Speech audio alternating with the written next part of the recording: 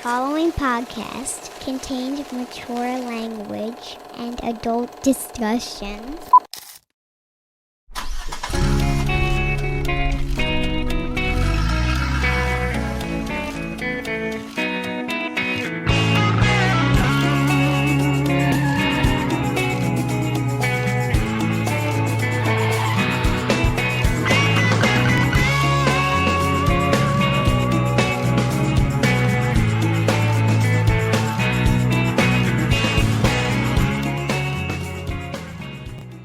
Yeah, don't adjust your computer or television or anything.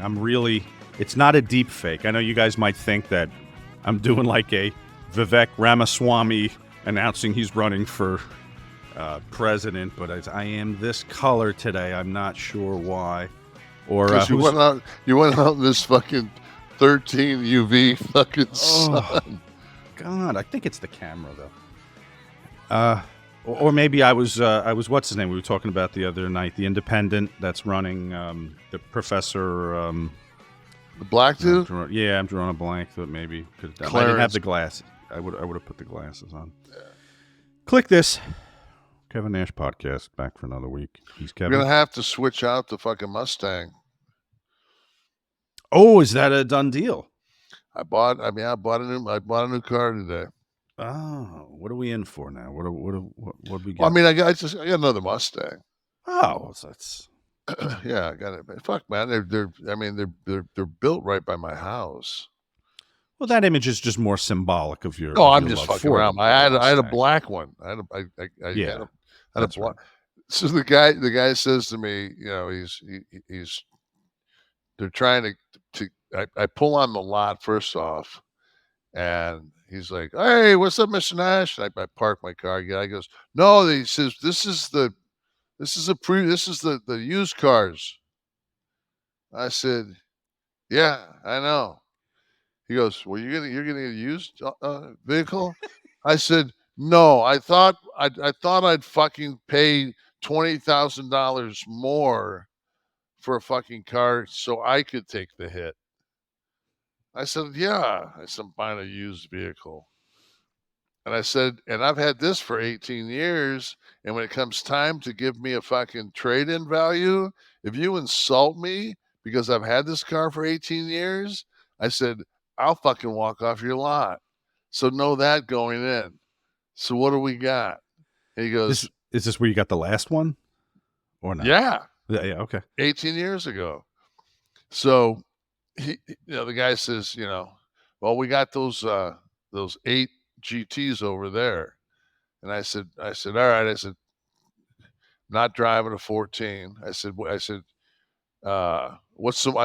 mileage?" He says that the 2020 has got 5,100 miles.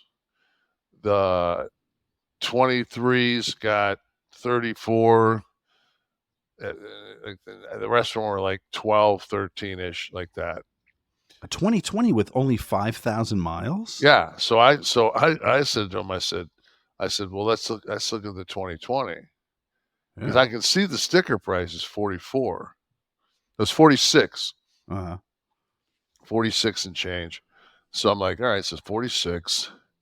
So, and I've already done my research with wholesale, Blue Book, blah, blah, blah, blah, blah, blah, blah. I know exactly, so, and the key to any time that you're going to deal with a car is to get the guy thinking you're going to finance, because they'll cut you a deal and you sign off on that, and then you go sit down with the finance guy.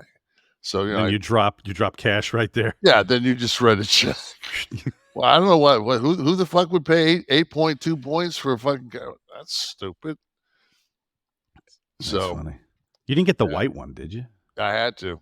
Oh, you did. I got the white one. That was the 2020. Yeah, it's got two black stripes down it.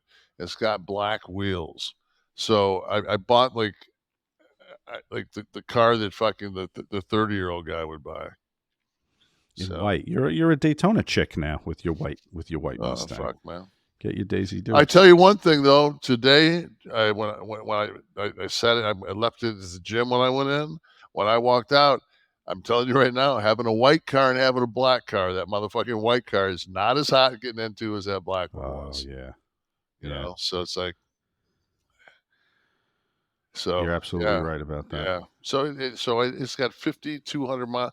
The thing is, though, is I didn't know this, but Gary Yeoman Ford in Daytona Beach is the #1 Ford dealership in certified used vehicles. And what a certified used vehicle is, like when you get a used vehicle, if it's out of warranty, it's as is. But a certified used vehicle, like I got a 7-year, 100,000-mile warranty on that. Right. So I'm just like, he's like, would you like to get an extended warranty? I said, dude, I got to make it to 71 if I can get past this one. So I said, I'm cool. You know, I'm not doing the fucking 18-year run. If I make 71, that's when I'm buying the rolls.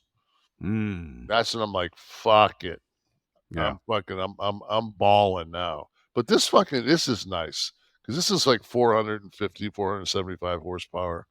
So there are years for the Mustang, right? There are prime years. 18 and 19 are the JD Power, like the 5.0, like not a 5.0 engine, but I mean they're like rating. Yeah, 5 out of 5 in reliability, and so 2020 is pretty new, but they had like my 05 wasn't even in the top 6 reliability. And fuck, man, I had that car for 18 years. I put 3 sets of tires. I changed out the wheels, and I put a battery in it, and that's it. And change the oil every 5,000 miles with synthetic. Yeah. Is that the key? Frequent oil changes? Is that? I don't know. They say like you can go 9 with synthetic, but I just feel that and I mean I had that chipped. I had a cool air intake in it. I had the exhaust fixed, so it was pushing about 400 horsepower for an 05. But I drive automatics because I'm fucking shifting gears and shit. No, and you're local. You barely leave the goddamn house, so you're doing like local driving. You don't need a. Oh, that's a shit one. That's an EcoBoost. That's the bitch car. You got to get a GT.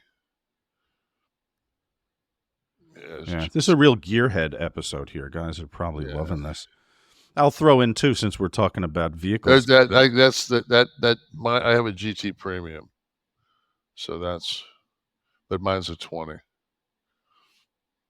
I passed that Harley Davidson down here, the Daytona Harley Davidson. That was named forever for the guy Rasmussen or something like that.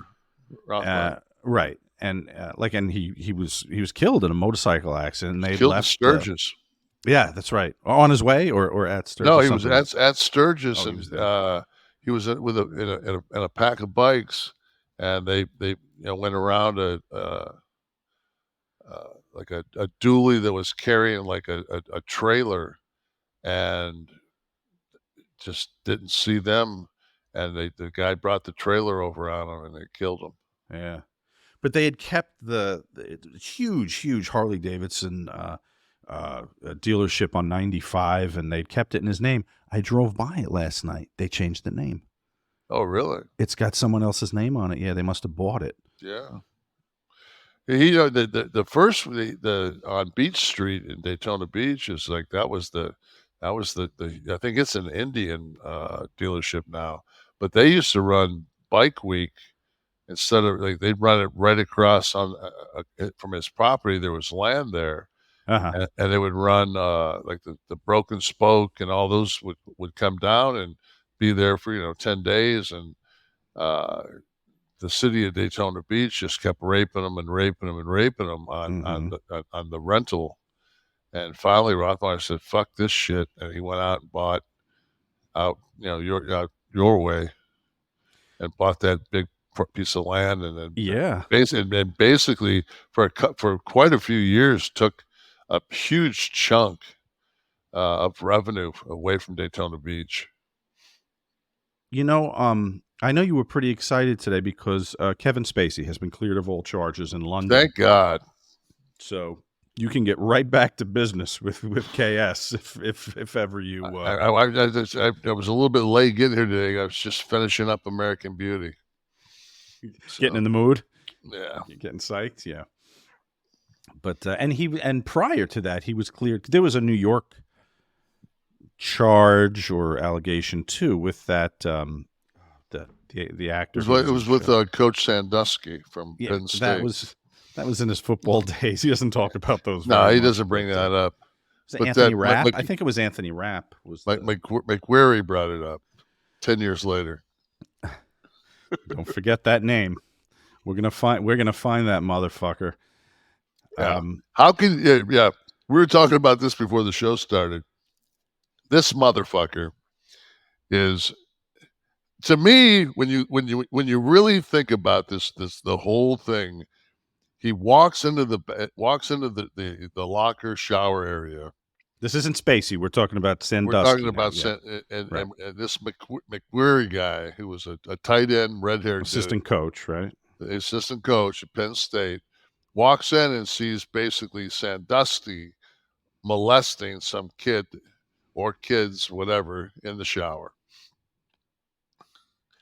Now, he doesn't say anything for years, but at what point was it not just voyeurism?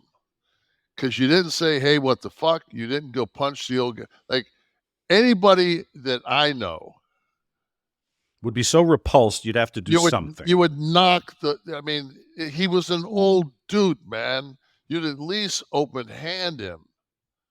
I mean, like that doesn't go unpunished. I'm sorry, Monsignor, but I'm knocking you the fuck out.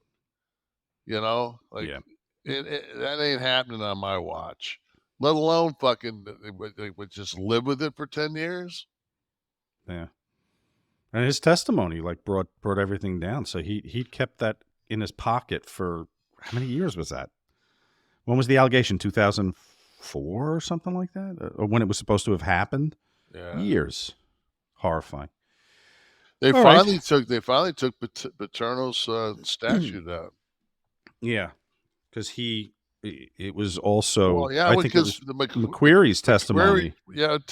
Said he went to Paterno and told Paterno what was going down, and Paterno said, "Did you get it on video?" And he said, "No." He goes, "What are you telling me for?" I said, "I could watch that or something." Feedback from last week's episode. Dave H. says, mad respect. Yes, unlike any wrestling podcast, but also unlike any other podcast either. The realness comes across, and this is the one and only podcast I listen to at premiere every week. That's what the world craves. Absolute realness. Good, bad, ugly, and traumatic. Thank you. Well, thank you, Dave. We agree with you there. Mem Shannon, I spent so many hours as a kid listening to Kevin Nash and Sean Oliver. This is like a pipe dream come true. Might be talking about your pipe, probably, but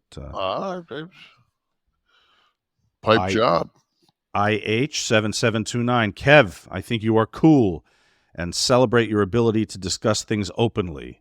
But when did this show get anti about anything? Also, Sean should shut the fuck up a little more intuitively when the talent is working. Thank you. That would work well, a show with two people while I'm saying nothing. That would be, yeah, I think that's one hand clapping. I think would be. I think that's a good. I'm gonna go ahead and join you guys. I'm gonna be on the base over here. But I'm not plugging it in. Man, let's just do this, man. Let's just jam.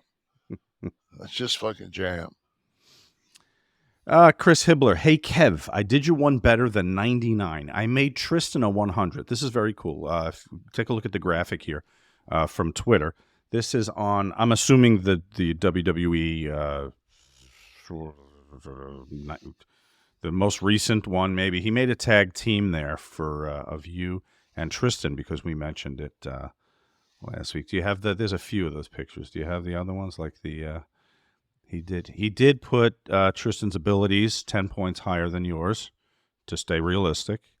And he's in the Kliq This shirt, which is pretty awesome there. And I like the toilet paper that could be used as a, Look, as a he foreign looks object. nothing like my son. The hat. He looks nothing like my son. Well, that's what they had to work with there. Well, no, fuck. He's got an Instagram still up. No, I'm saying that's what the video game had to work with there. That's the best that could have gotten. He's pretty jacked. Oh, there. Yeah. Well, thank you, Chris. Hopefully they win the strap for you there, the tag straps. The Onslaught says, time to retire the Jersey, Florida deal before you guys end up having to end the podcast. When mom and dad fight, the kids get nervous, Kevin. Yeah, we got to keep it. We got to keep it down in the front seat while we're at the drive-in movie. Unless they're asleep. They were. They were sleeping. We woke them up. Screaming. You go get the fucking. How I get them in the car? Remember those fucking days? Along those lines. Did you go to drive-ins when you were a kid? I went to a few, but that was the tail. Oh, man, that was at the end. I mean, that was, and we even got to the point where we were like juniors and seniors, where we'd like fucking take somebody's like dad's Cadillac and pile like 6 motherfuckers in the trunk, and two guys come in. And, so you don't get charged for it. Yeah, and then have like lawn chairs and shit in the trunk with the guys and fucking beers, and then pull out and put the lawn chairs around. That how many times do you get through with that? Dude, you know how long I had to fucking be driven? I wasn't even driving. To get to an area that was sparse enough to have it. It was like upstate New York. How far from Detroit did you have to go to get? Oh, these motherfuckers are right in the middle of the. They had them where there was 3 screens back to back to back.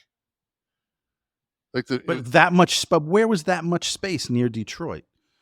Oh, everywhere. Fuck, it doesn't take much space.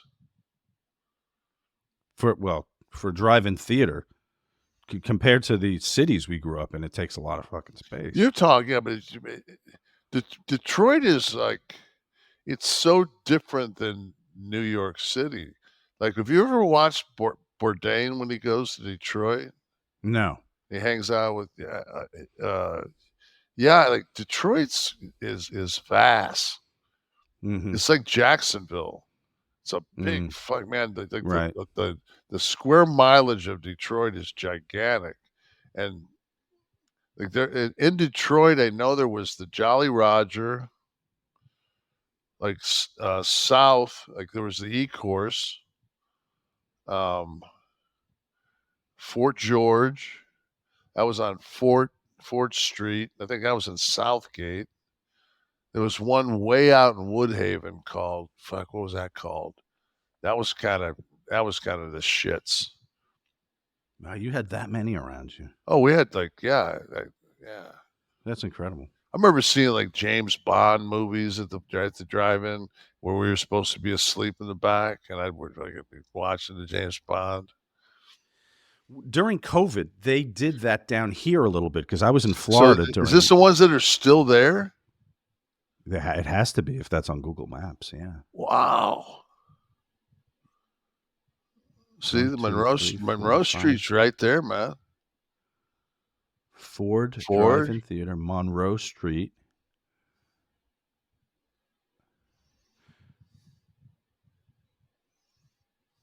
Oh, you see, now those are set up in like a plaza in the city.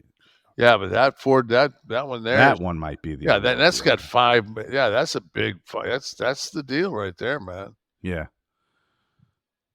They did those down here during COVID. I went down to, I think it was DeLand had Daytona had they did what did we see? It was like Ferris Bueller's Day Off and something else. I wanted to see Jaws. They were doing Jaws at midnight though. Kids were falling asleep.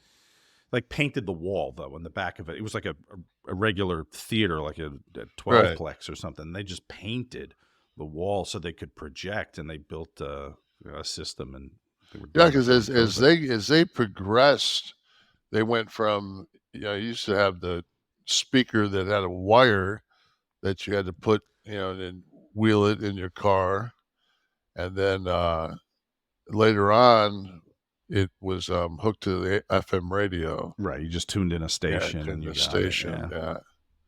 I always thought it was cool, man, because they always had like great fucking like concession stand, like greasy cheeseburgers and fucking hot dogs and shit. Hot dogs and sodas, yeah. And they'd sit at you'd pull up and they'd fucking do the hot dog jumping in the bun and that whole fucking deal. Let's go to the lobby and get a treat. Yeah.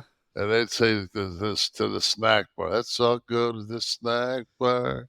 There'd always be ass in that snack bar too. Well, because it was near a miniature golf course, was right next door, so that's why. Yeah, well, because floated over from. Everybody knows if you're not going to influence at a putt, you got to influence at a fucking drive-in movie. What is it there? We get the prices there. Lingus Mafia says, love the movie talk this week about Jaws and weird science. I always loved in Jaws 4 when the shark roars. Rank your John Hughes movies for me. I got number 1, Ferris Bueller, number 2, Weird Science, number 3, Breakfast Club. Oh, let's see. John Hughes films. God, I'd have to look at them. I have to bring up the list here. Pretty in Pink, isn't that a John Hughes film? Yeah, sure. Pretty in Pink, 16 Candles. That was great. Yeah, Ducky Boy was fucking pretty hot. God, there's so damn many. 16 Candles, Pretty in Pink. Who did Breakfast Club? Yeah, I want to say that's him. Right? Wasn't that Hughes? Breakfast Club. But I think the Breakfast Club's fucking that would have to be my favorite. It holds up, certainly. Like all the kids today, they know the Breakfast Club. Like my daughter. I would say Ferris Bueller 1, Breakfast Club 2. I got to put 16 Candles up there somewhere. I would put that third, especially when fucking Hall's got the panties. And bars with panties to show that. Yeah, that's Weird Science. That was fun. I don't know if I'd put it up as one of the greats though. You know what though? When it comes down to it, there's not one of them I haven't seen several times. 7,000 times. Planes, Trains, and Automobiles. Did you know that was him too? Yeah, it's Uncle Buck. Uncle Buck, absolutely. Uncle Melanoma. I think that without Hughes, we don't have this.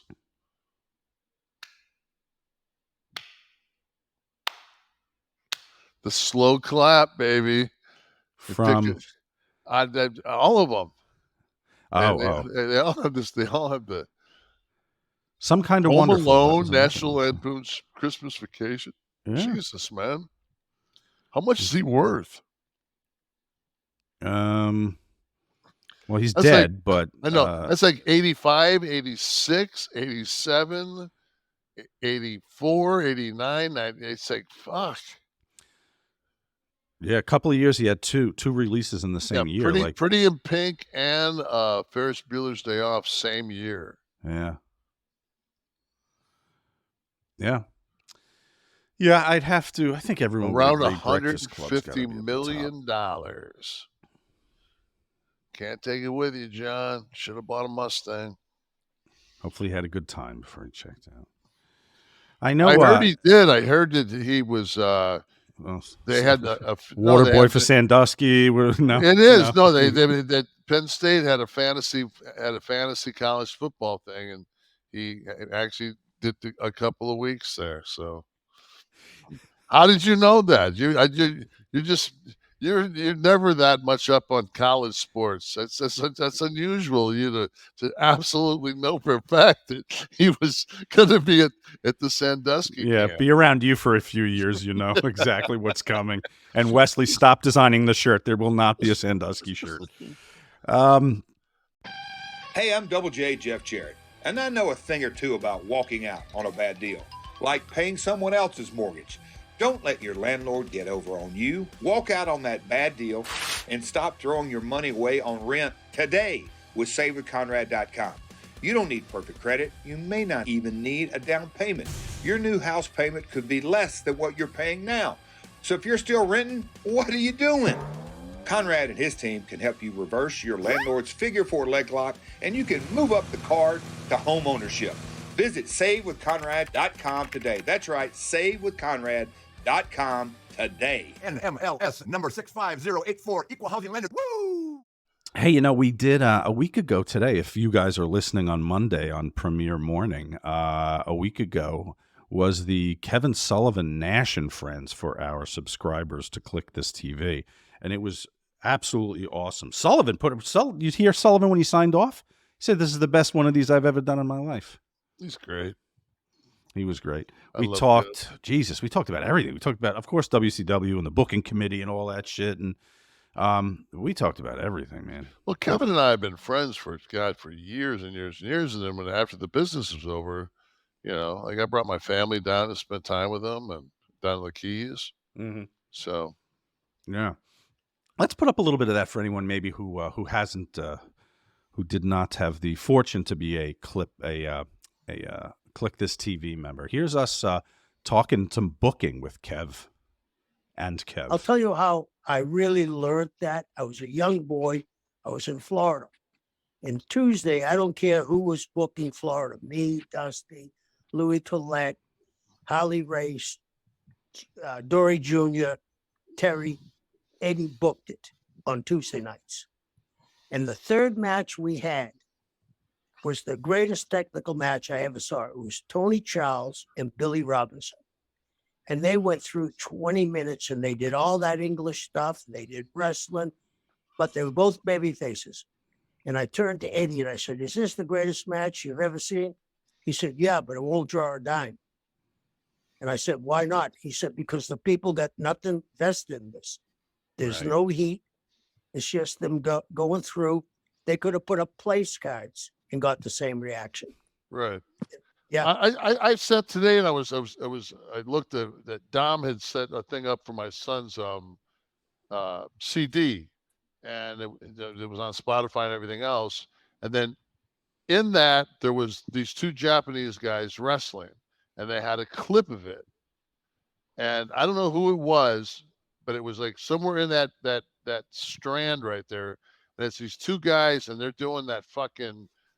You grab one arm, flip through that fucking, that it looks like that Circus Soleil shit, and everybody's putting it over. And I said, "Is this a fucking?" And I just my comment was, "Is this a shoot?"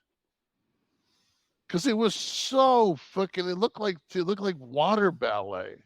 I'm like, fuck, man. Like, I watched something the other day. It was like a clip, and they said. I think it was a Japanese clip where the fucking guy like went in to break it up, and he fucking kicked the guy in the fucking head and caught him with the toe of his boot in his eye, and the guy popped off and threw like 2 stiff punches to the guy on the floor. And I'm thinking, and like why would you stop? Because I wasn't that pissed. I swear to God, no. Just a little bit pissed. You were infuriated. No, I wasn't that pissed. It wasn't like Sandusky had manhandled me.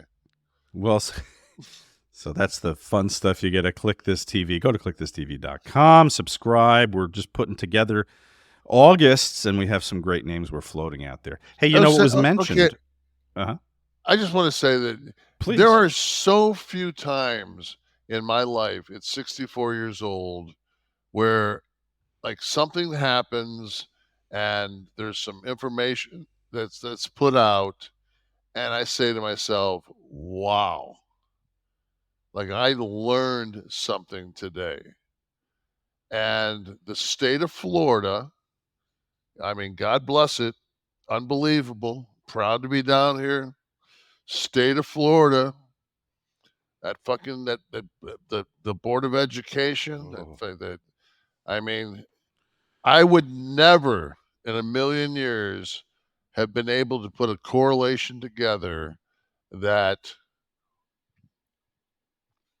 the act of slavery, the practice of enslaving human beings and taking them and breaking up families and beating them and chaining them and all those things would in the long haul be beneficial for them as skilled workers if, I mean, after a couple of 100 years of being, beaten to death, Beaten, raped, and they finally they'll want like Dehumanized. somebody in your gene pool would get out and become a blacksmith. What the fuck? What is with this country? Kevin's referring to the State Board of Education in Florida is one of the new standards on instruction about slavery. Quote, this is from the document, the Florida Department of Education. They should seek instruction on how slaves developed skills in which, in some instances, could be applied for their personal benefit, end quote. So they're saying that if that needs, it's a guideline that would need to be taught. If you're going to talk about the dehumanization of people for hundreds of years, you have to say that, they might have been good at sharecropping at the end of and my whole thing is tenure on the farm, plantation. Don't you have to be a free man or a free woman in order to make a wage? Well, I think what they're saying is 1865, you could have walked out of the plantation and banged through a pop-up store in the middle of right. Just maybe Memphis. One of those, maybe a kiosk. Yeah. Just kiosk started hauling in the dough. Yeah, just a blacksmith kiosk. I swear to God, man, I just a fucking uncle. Ron, I mean, DeSantis should just go to Rome and fucking twice a day he should just stand out of fucking Mussolini's perch and just fucking wave, and that's his fucking gig. That's your gig, dude. He's achieved his destiny. Because if this is your reboot, I mean, grow the small fucking mustache and wear the swastika. Jeez, you fucking white nationalist motherfucker. He backpedaled. They tried to press him on this, and he eventually ended up just saying, "Yeah, I didn't write it. You have to talk to the Department of Education. They have all he's got the answers on everything else.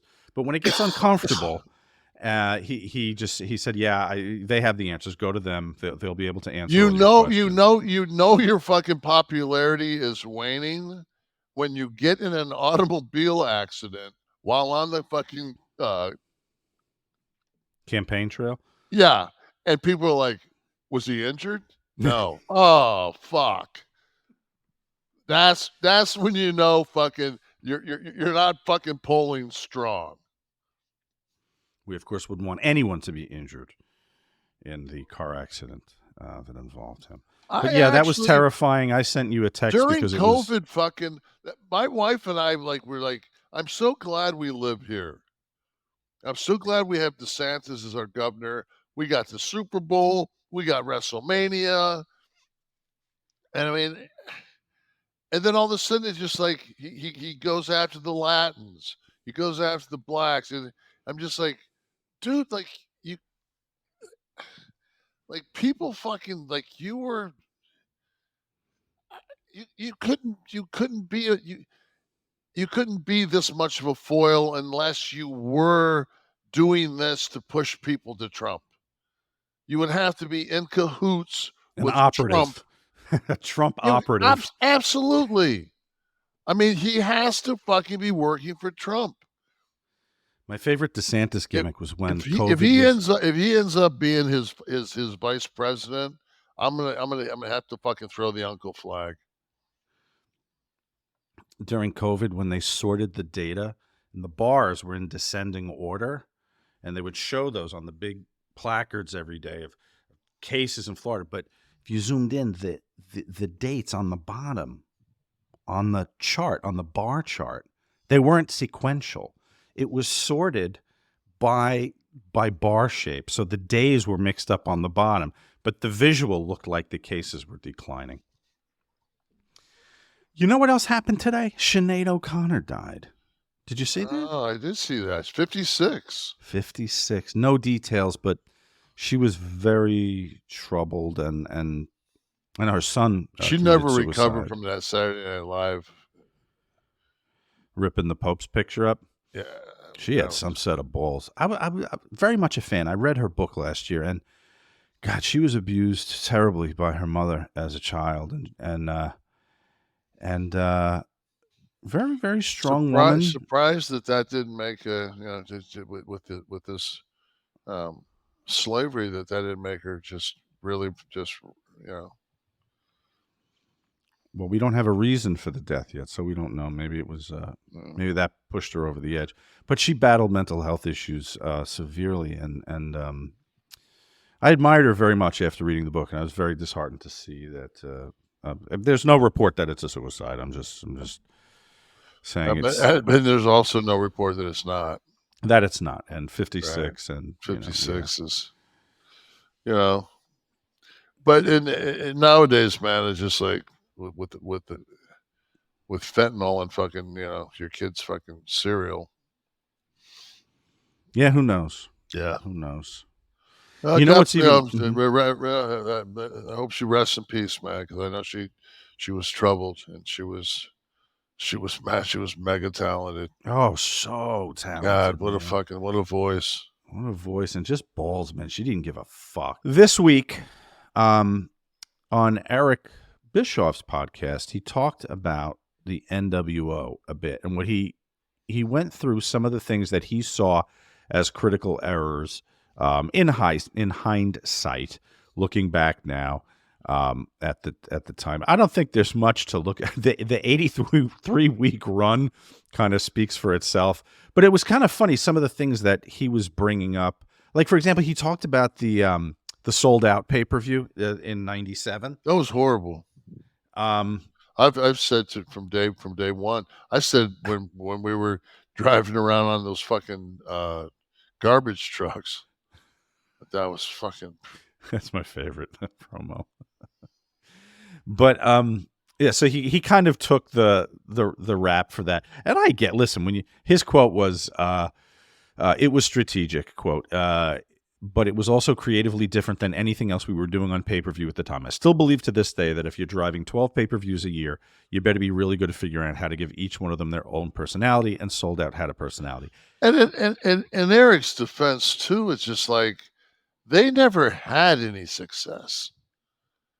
So when you have success, it's like you have to learn how to deal with it. Well, yeah, it's like the old saying was, you've got a lifetime to put out your first album, and when it's a hit, you got 6 months. You got 6 months to do the follow up, and that's the truth. And it's just like, shit's on fire. You're kicking Vince's ass.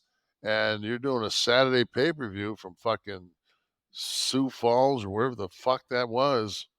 Yeah. I mean.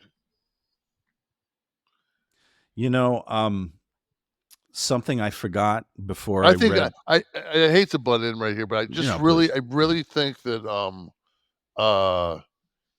we got big for our britches, and I thought it was almost like we were too big to fail. Like we can do anything and it won't suck, and that sucked. Where you had the sense that you could do anything and it wouldn't suck, but in reality, it's like, fuck, we can do this. We can have we can have a beauty pageant with ugly broads. And I'm thinking like, wow, this is a chance like to really, like when the idea came up, I'm thinking, oh, wow, we could have fucking, like girls that would be playing putt-putt golf out there. But no, they picked fucking hogs. The putt-putt golf. The one thing that when I was watching as a fan that I started rolling my eyes when the roster of NWO members just went. I mean, it could have been anybody. It was the easiest way to get somebody over. I know, but there were people that didn't deserve to I be understand over. that, but it was the easiest way to make somebody matter. That was the easiest way to do it. Like, I shouldn't be in the Rolling Stones, you know? Why? I've never seen you play drums. It's exactly. The Warrior, when he brought up the Warrior thing, I forgot on that night when he talked for fucking 3 weeks. Yes, I forgot about. Oh my God, He was slated for what, a 10-minute promo? Yeah, and it was, I think, a 30-minute segment. It was the NWO sold out. We lost every fucking match. Oh, Kid lost the ladder match and lost the strap to Eddie. And we lost every fucking match on the card. Right. Did you know at the time, like when something like this happens, do you know at the time, like, it'd be tough to come back from this one when, hear Warriors coming. Do you know there's going to be an issue, or is it only once he gets there that the problem becomes obvious? The man's dead, and from a point of respect, I just will say that I knew it was going to be fucking awful. Because I had dealt with him at a human level in Phoenix. And he was completely insane. Now they had to Eric. Didn't you saw that thing that I was looking for, right? Didn't you see it? Where he's telling those guys that the workout thing and he's screaming at them. Didn't you send me that? Yeah. Yeah, you saw that. Yeah, no, like I know. That is as good as it gets to me. But creatively. Fucking kidding me? I'm fucking tired. Are you fucking kidding me? He looks like fucking Ron Perlman. But he's a massive draw. Like, I get it. He's a huge draw. And with him coming, you saw what Hogan did for the NWO and WCW. So one would think Warrior coming in now, this is Mach 2. We go to the next level now. And creatively, he had already shit the bed in New York. But he'd be used potentially very differently here. Hogan was completely revamped. But how do you use him differently when if Vince can't control him and Vince doesn't want him, then Jesus, man. I mean,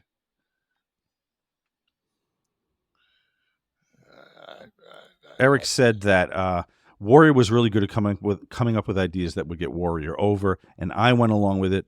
So did Kevin Sullivan. We all did. My decision ultimately not Kevin's, and it was a mistake. There's no way you can look at that and say it wasn't. I don't know why Eric's being so hard on himself over one fucking pay-per-view. Well, he's taking some. That's cool. I mean, he was the top of the food chain, so he's taking responsibility. Yeah, like I said, to me, man, it's like he tried to, he tried some things. They didn't work out. Yeah. No, but all the things that he did positively outweighed anything that. It wasn't like he fucking, said, well, I'll show them. I'll do that again. But he knew, I mean, he had to, I think the deal with Warrior was he had already, he was like, I think Hulk and Warrior had that fucking Halloween Havoc match, and Hulk was supposed to fucking hit him with the fucking fire paper, and it didn't. It burned in Hulk's hands, and Hulk just kind of turned around and went like that. And, the flash paper. Oh my God. It was like Eric as a boss, aside from the creative stuff. So I'm reading over here. I'm reading over here that Wesley says the episode was the fall of WCW, or no, the fall of the NWO. It wasn't that. I'm telling you, fucking. We were hot for a lot longer than fucking Cedar Rapids. That How was Eric with like managing people? That's a very huge part of being a boss. It's not just the product, but it's the people. How was he able to deal with the, it doesn't work for me, brothers, and then, when you guys start doing well, that's like almost, that doubles down on the difficulty, because now you've got a roster of guys all feeling that they're contributing to that widespread success. How was he with the boys? I always, I really enjoyed working with Eric as him being my boss, because he's got passion, and we had passion, and you could get in a fuck you situation with him, and then 3 hours later you could be in the bar and he would walk up and say, "Do you want to finish this conversation?" I say, "Yeah, we would." And we'd have beers and we'd go sit down, and some time had been put between it, and then all of a sudden you're drinking beers. Kurt Hennig was the first one, I think, that said it, that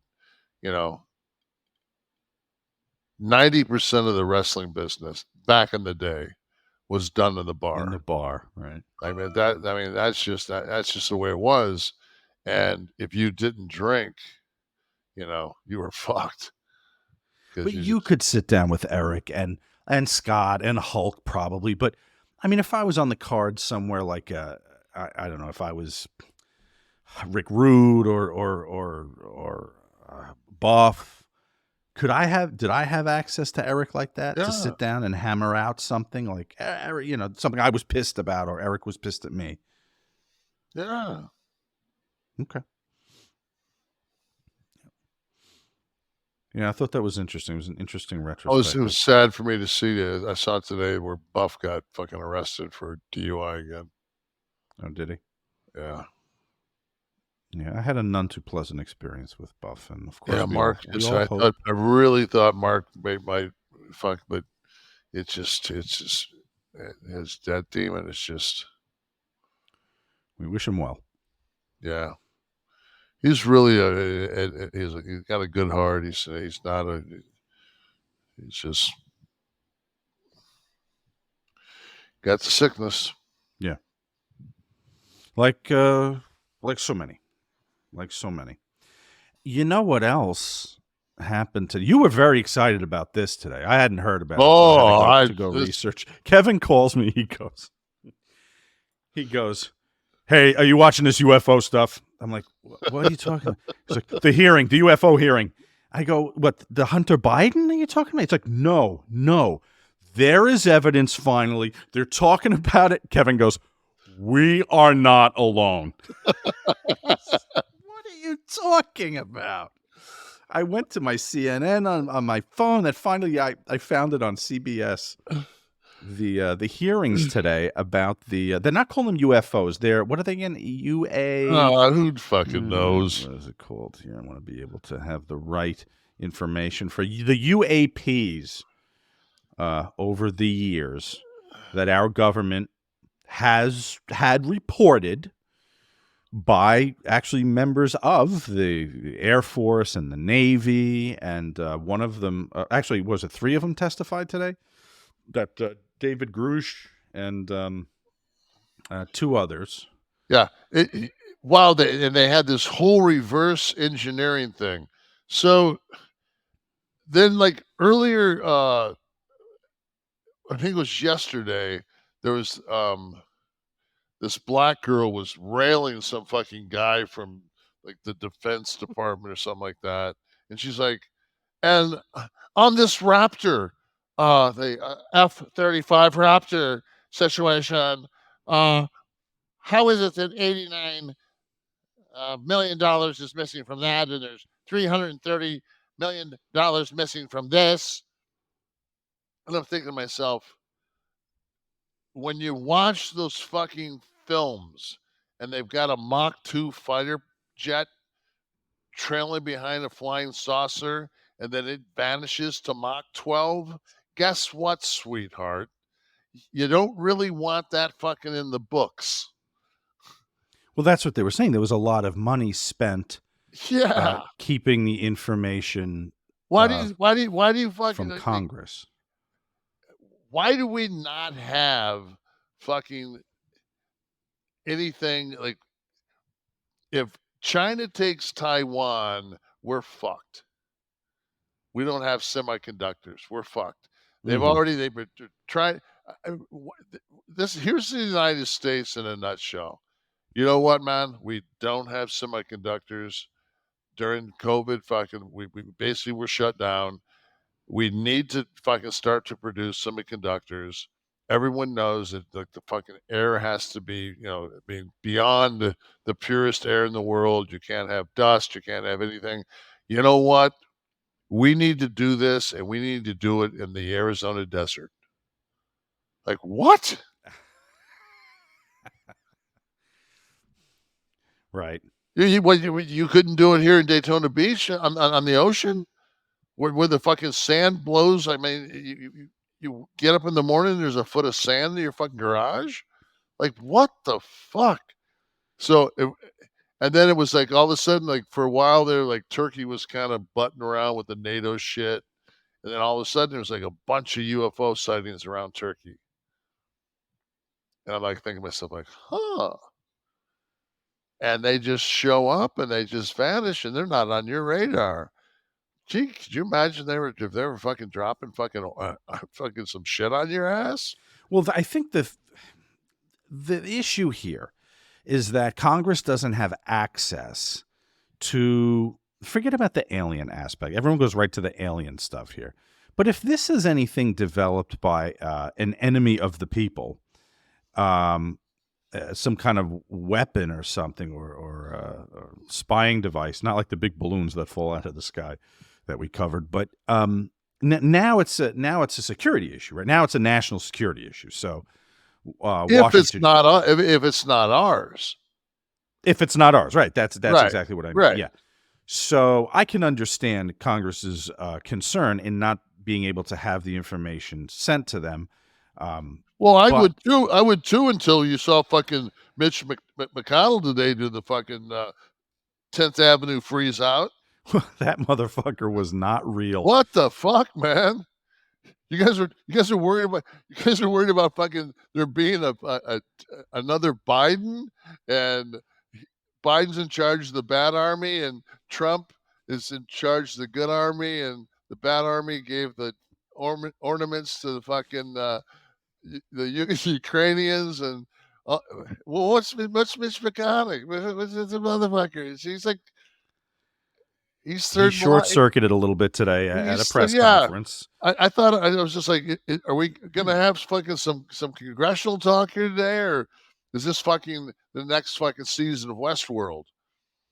I don't know what do you think happened? It seemed medical in nature at first, but then he came out later on and they said, everythying was fine. I think he just shit himself. I think he's 100. I think there's an incontinence issue. I think they talk shit about Biden because he fucking every once in a while he goes. I listened to this radio guy. I wish I would have remembered what his name was. But when my Mustang was fucking up, I lost FM, but my AM would work. And the only thing I could get was like talk radio. And the only thing that's like really was like dominant that you could listen to was like Hannity. And it's, God, this guy's name's like Ron Pax or something like that. To sound. He's got fuck, man. He was playing snippets of Biden. He's got a woman that's on with him, and she's like, he keeps saying, you're from the news. You can't tell me what he's saying. And they was talking about Biden was fumble fucking over that turbine thing that they were making, and it was he kept saying it was a vessel and all this other shit. And it was so funny because he goes on like 3 different tirades about Biden not being able to talk and what possibly could he be talking about. Then they go to commercial break and they come back and it's Fox News shoot news, and they do snippets of Biden's speech that day and basically explain exactly everything he was talking about. And I'm like, did he know they were going to, like, now you just look like a whiny cunt. You didn't know what was coming. You didn't read the next segment very clearly. Yeah, you didn't realize that they were just going to blow your shit out of the water, and then you come back, and obviously you don't listen to the fucking, like, you don't have access, like it's not, and then that you just go back into your fucking shtick. I'm like, God, man. I looked him up, and I'm just like, oh, I'd so fucking punch that dude right in the fucking, like, what a fucking tool. I was even listening today. You got this local station down here, like an 80s station. I leave on for the music, but they have like a morning zoo crew, and they're obviously making fun of. We know how they're leaning, so they're making fun of Biden, and they're playing clips when Biden errantly he was talking about COVID and the other day, and he was talking about, you know, even though it's over, don't forget the all the people who died. And he said like 100. I think was or like 1,000. He misspoke. He said the number wrong while he was talking to the press. So they hyperfixate on the things that an old dude sometimes gets wrong in his impromptu but he is speeches. He is spitting shit out. He's not just fucking. No, he's factual. He's trying to give facts, but. Then we covered the thing early with the Florida Department of Education. How can so much time be dedicated to like the errors in speech versus what real policy shit is going on? I don't so much care. Even if it was a Republican in office, we'd all have a laugh when they misspoke. Presidents speak all day long and they're recorded. They've all fucked up stuff on all sides of the spectrum. Yeah, I don't know how many times I heard fucking George Bush fucking say, fool me once, fool me twice, you know. That was practically a Sid Vicious promo, yeah. Yeah, you know. It was Dan Quayle couldn't spell potato. That's right. So they all get caught. But my whole thing is this, though. It's just like, when it comes down to it, okay, it's going to be Biden versus Trump. And you just have to fucking look at it. People say, oh, you and Sean, I can't believe, like, you guys are fucking... We're not fucking homers for fucking Biden. I would love an alternative. Absolutely. But Jon you know Stewart. what? When it comes down to it, I tell my wife this. She goes, what are you going to vote for him again? I said, honey, it's the lesser of two evils. I believe in a democratic society. I believe in democracy. I believe in freedom. This fucking Trump wants to be a dictator. Right. I mean, it's just... Yeah, they're fascists. And they somehow say that fucking the left... I'm thinking like, what? What? And you got fucking Green going, we need a civil war, and you got the other fucking asshole saying we need a civil war, and I'm thinking, and exactly who's going to fight in this civil war? You know? I would love an independent, Kevin, but you'd be wasting your vote on one, unfortunately. I'm not going to fucking vote for an independent. Yeah, no, I know. That's what I'm saying. I would love a great third party. Biden's got $72 fucking million in his war chest. And I think Christie's going to fucking roast Trump. I think fucking Christie's going to fucking throw enough body shots to fucking make 5% of the people go, you know what? And Steve saying Trump's not coming to the debate. Okay. So all of a sudden he's not going to be the narcissistic motherfucker that he is. And he's going to fucking not be there in Iowa. Not be there in bullshit.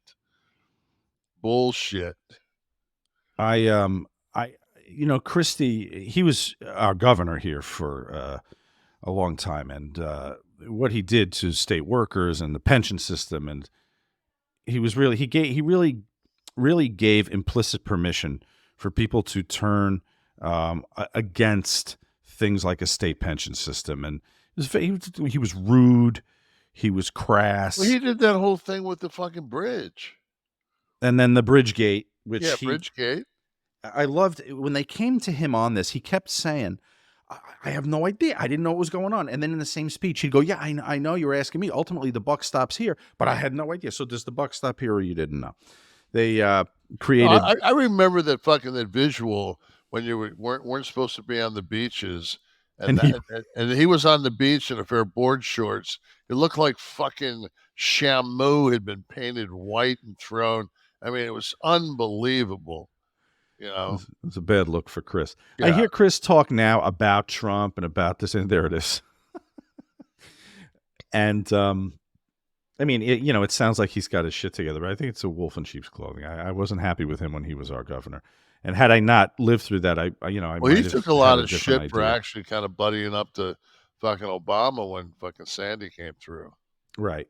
That's right. That's true. Yeah, Obama was president, and they kind of teamed up. Yeah. But I think, but during that, I think he did a good job. He when we needed aid, it was expedited and it went to the right places. And for the most part, there wasn't a lot of fraud with people making claims and stuff. So anyway, be interesting to see. You know what? I think that's kind of the last barometer of if somebody's just a piece of shit or not, is if there's like strife and fucking turmoil and hard times for people in any form or fashion, whether it's a natural disaster or family, whatever it is, and you look at Christie, Rose.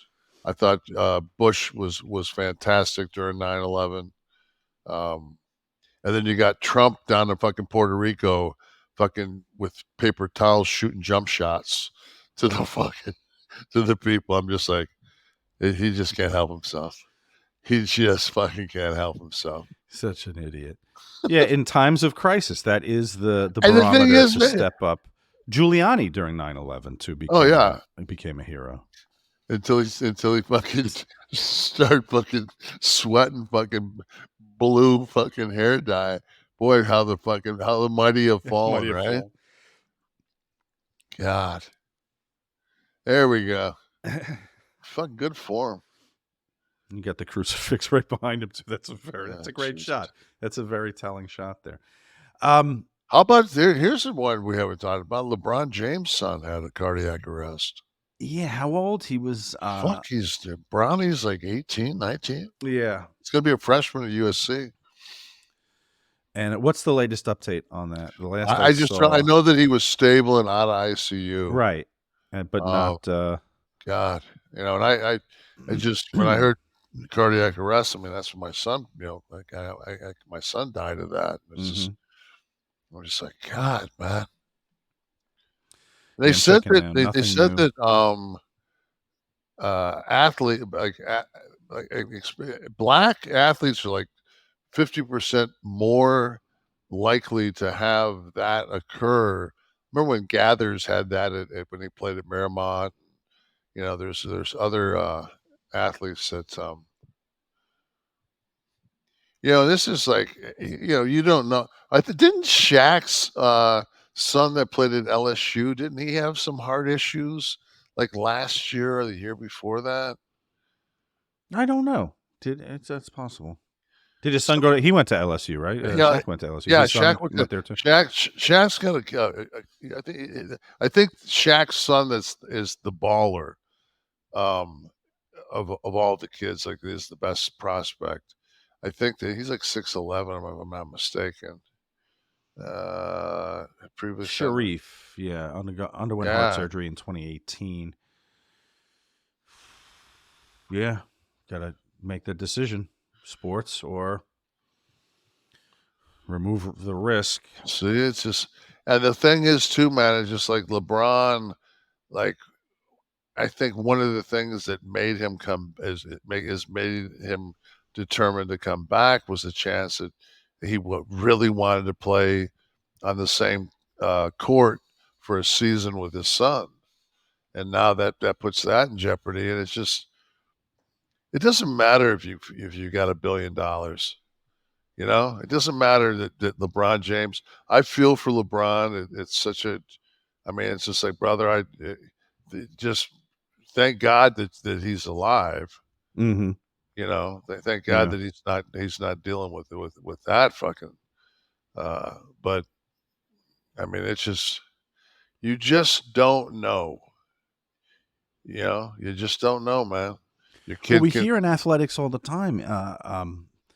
Even like at the high school level, a kid who will drop on the field in the middle of a football game. Yeah. No evidence prior that there was a heart condition, and those are the first instances which are critical because of the exertion and the contact. I think it was like NBC or CBS, like one of the nightly newses, and they had this.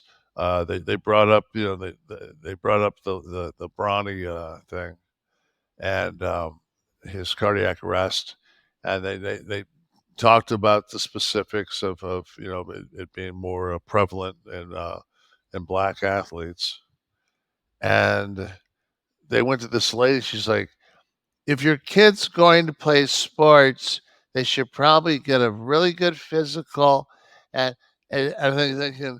How about a fucking EKG? It's not going to show up in a physical, in a routine Yeah, physical. like fuck no. Like, get blood work done. See where their lipid levels are. Like, are you fucking kidding me? Like, the battery of tests that you yeah, can do to cover and all your especially bases has if these colleges are recruiting these kids and they're playing on campus, man, it's like, you're gonna tell me that fucking Southern California doesn't have a medical center that they could have made sure, like, done some, and you know, it's in hindsight, yeah, that's it. No, man, Shaq's kid.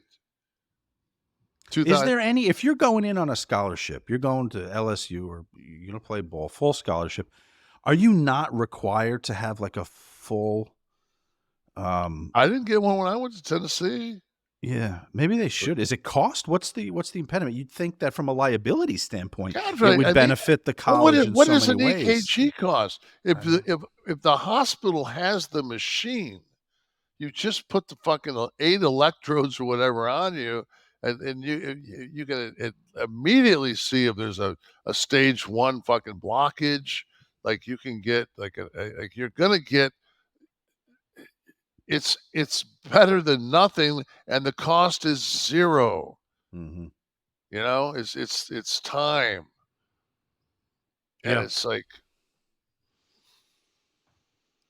on average, an EKG costs $205 at an urgent care facility. So, yeah, if you talk about an incoming class of how many people on, but they're not going to an urgent care. They're going to a fucking university that's got a medical center. Yeah. It's got a fucking hospital. That's like, they're not going to urgent care. No, but I mean, they have to pay. But I'm not saying that the cost is the reason. But why wouldn't they? They wouldn't pay. The fucking the university would pay. The university. That's what I mean. Yeah. The school would foot the bill. But it would seem, from a liability standpoint, and also to ensure the school who's giving a free ride to a student, that the student's going to be able to play without, and not even these extreme cases, without any kind of impediment to the play. I don't know. And you know what? Let me tell you something. We're talking about addiction is what we're talking about, right? We're talking about overcoming challenges, and no small challenge might be somebody who lacks confidence in the bedroom. And to overcome that challenge, it's BlueChew.com. And they have brought us to the stiff one of the week. Thank you, BlueChew, as you always do. Bring us to the stiff one of the week. Let's talk about it, guys. Let's talk about sex. We can do that. We're just a bunch of guys kind of sitting around here. Guys, remember the days you're always ready to go. You can increase your performance now and get that extra confidence in bed. Not, you know what? I shouldn't say we're a bunch of guys here. We have a lot of ladies that can hang with the boys here, and they do every week. So listen up. So if you're one of the fellas listening, or maybe you're one of the ladies who has a suggestion for a fella in their life, BlueChew.com. It's a unique online service that delivers the same active ingredients as Viagra, Cialis, and Levitra, but in chewable tablets and at a fraction of the cost. Take them anytime, any day or night. Plan ahead. Be ready when the opportunity arises. Process is simple. I want you to go to BlueChew.com. Consult with one of their licensed medical providers online. This is all online. Once you're approved, you'll receive your prescription within days, and then the shipment comes to you. It's prepared and shipped discreetly to your door, made in the United States, if that's important to you too. We want to help you have better sex. That's what we're talking about here, okay? So discover your options at BlueChew.com. Chew it and do it. And we've got a special deal, as we always do. Try Blue Chew free. What do you got to lose? Use the promo code NASH at checkout. Just pay $5 for shipping. That's BlueChew.com. Promo code NASH to receive your first month free. Visit BlueChew.com for more details and important safety information. We thank Blue Chew for sponsoring this stiff one of the week. I was always a very big Don Rickles fan, Kevin. I loved his appearances on The Tonight Show when he would seemingly just be riffing with Johnny and Ed. And I know he would be so canceled in today's society. Oh, I know. Like, it wouldn't hold up today. He liked to go out and whatever you were in the audience, whatever race, whatever ethnicity, he had ammunition for you. So I guess an equal opportunity offender is what they might call. But yeah, so I dug what he did. So now, of course, famously, he's in Casino, the film, with De Niro. Now, nobody dare give Robert De Niro shit on a set in a Scorsese movie at that time at that pinnacle in his career, except someone like Don Rickles. So here's Don Rickles stiffing De Niro, as told by Kevin Pollak. Kevin Pollak here on the Rich Eisen Show. And in terms of Casino, of all the people that I would want to ask you about, it has to be Rickles. Don Rickles. Hands down, right? Yeah, because watching him rip into De Niro on set in the middle of a take, there's no greater joy, really. I think I've seen that on Twitter, right? Isn't that what did he do? He just ripped on him in the middle of a take? Or Well, the camera's rolling around the casino floor. There's 100 extras. Right. Rickles is standing next to De Niro in a scene. Mm-hmm. De Niro is acting, saying his dialogue.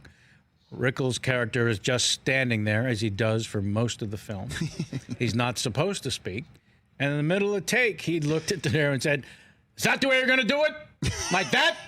No, you got the awards. I'm sure you know what you're doing. Go ahead." And, you know, every sphincter tightens on set. Nobody knows how Bob, as we're forced to call him, is going to react. Right. But Rickles knew that he owned De Niro because De Niro worshipped Rickles. And Rickles told me this one day. He said, early on, he said, "I own this guy because when he was a kid, there were two types of peer groups on the street corners in New York. When De Niro grew up, there was doo-wop groups and put-down groups. And Demure De Niro was in a put-down group. Your mother this, your mother that, right? Right. So to them, Rickles was God. And Rickles found out about it and went after him every day. Did he really? It was unbelievable. It was unbelievable. Yeah. That's great. I actually have a clip of not that instance, but there's an outtake of the two of them on set. Here you go. I say something wrong? You're supposed to say I should have known better. Go back. But I kind of... Right? Or was it just a credit here? Okay. I say something wrong? You're supposed to say I should have known better. I'm saying. For the kind of money you're making, read the card. Learn the thing. You got to pop out trailer. Sit in there and study. With your method acting, with the breathing and the bullshit. Do the lines and let's get out of here. He was the best. Never got to see Rickles. I saw Tony Bennett. I never got to see Rickles. Did I tell you I don't know what night it is. My wife and I were watching the Lady Gaga gimmick. Yes. So I walk in and Lady Gaga is singing singing a song, and I was never a Lady Gaga fan until A Star Is Born, that was with the remake she did with Bradley Cooper. Right. I just thought she was fucking. I just thought she was amazing. I really dug the film, and so I'm like, no, I'll leave that. So my wife's like, really? I said, yeah, I'll watch Lady Gaga. I said, I think she's fucking God. I said, she's like so fun. And like when you see her like in that kind of a setting, she's so over the top. Mm-hmm. You know, she's vivacious. She's got pipes. And I think we talked about this on with Kevin. And so I had this discussion with you. I didn't remember if it was off air or yeah, on the but Nash so and Friends. so Okay. she like does like 2 or 3 numbers, and I go take a piss, and so I got to go like out of the TV room, through the kitchen, and into there's a little half bath that's over there. So I take my piss, and I'm walking back into the room, and to walk in, we've got this big arch. That the arch. To the arch, where we this is where we added the old home and the that was a rental into the new home. So there's this arch that's and as I'm walking through the arch, I look, and she's on fucking stage with Tony Bennett, and I'm like, I said, baby, I said, he's dead. She said, just say that. Yeah, I said, point this out to Tamara. I'm like, I'm flabbergasted. I'm like, I'm thinking that this is a tribute show. No, this is a fucking replay of a show that was Tony Bennett's 95th birthday, right? Yeah. Right. And I'm just So like, it was one of those hologram deals? no, it's just, I came in and it was just like, I was so, my mind was completely set because it was only an hour-long show. So a little tribute to Tony Bennett. She's going to sing some of his classics. She'll end it with Left My Heart in San Francisco. We'll get the fuck out of there. We'll go watch, and I'll get to watch something I want to watch. And I come in there, and Tony's on there, and fucking, Tony was 95, man. I mean, he was still, I mean, he could still fucking hit some notes, but he was struggling. Yeah. There was a couple, I mean, it was kind of, wasn't sad because, I mean, and I know that he was, he was in had dementia, Mm-hmm. had some things going on, but it was just like I was looking for this uplifting thing, and I walked in there, and it's just like, oh, like he passed away. Like I didn't want to see him, like that's not what I wanted. Yeah. But I saw him, and he, at one point in the show, he was talking about how the theaters are constructed. I saw him at the Performing Arts Center in Newark, and he's talking about how he's like, you don't realize how these theaters are constructed so that the sound carries, and we're listening on speakers and stuff, but you don't realize. And he puts the mic down, and he steps to the foot of the stage, past the speakers. No one's playing. The audience is quiet, and he starts to sing a cappella. And I was high up. I could hear him like he was standing next to me. Of course, it is the construction of the theaters, but the power of his voice was amazing. They don't make guys like that no more, these singers. They require all these Pro Tools and shit like that. No, it was... We go to a little Italian restaurant. I'm going to try to hit it tonight if we get out here on time. It closes at 11. It's the only thing on the beach. It's called Portofino's. And it's owned by a Greek guy. His name's George. But I mean, this fucking place is. We have pictures of tea. It's 6 months. If there's one of me and T, and we're eating pizza, and it's one of those kind of places where the pizzas, you got to eat pizza with a fork here. You know what I mean? It's like that kind of pizza. There's like so much shit going on. Yeah, there's a lot going on, man. Like you ain't folding no slice of George's pizza. God, what is it? Portofino's? I want to go. Yeah, over. Portofino's. Yeah, it's meet you in an hour. Yeah, exactly. And fucking, I get like chicken and red peppers and mushrooms, like grilled chicken. It's just like, ugh. Like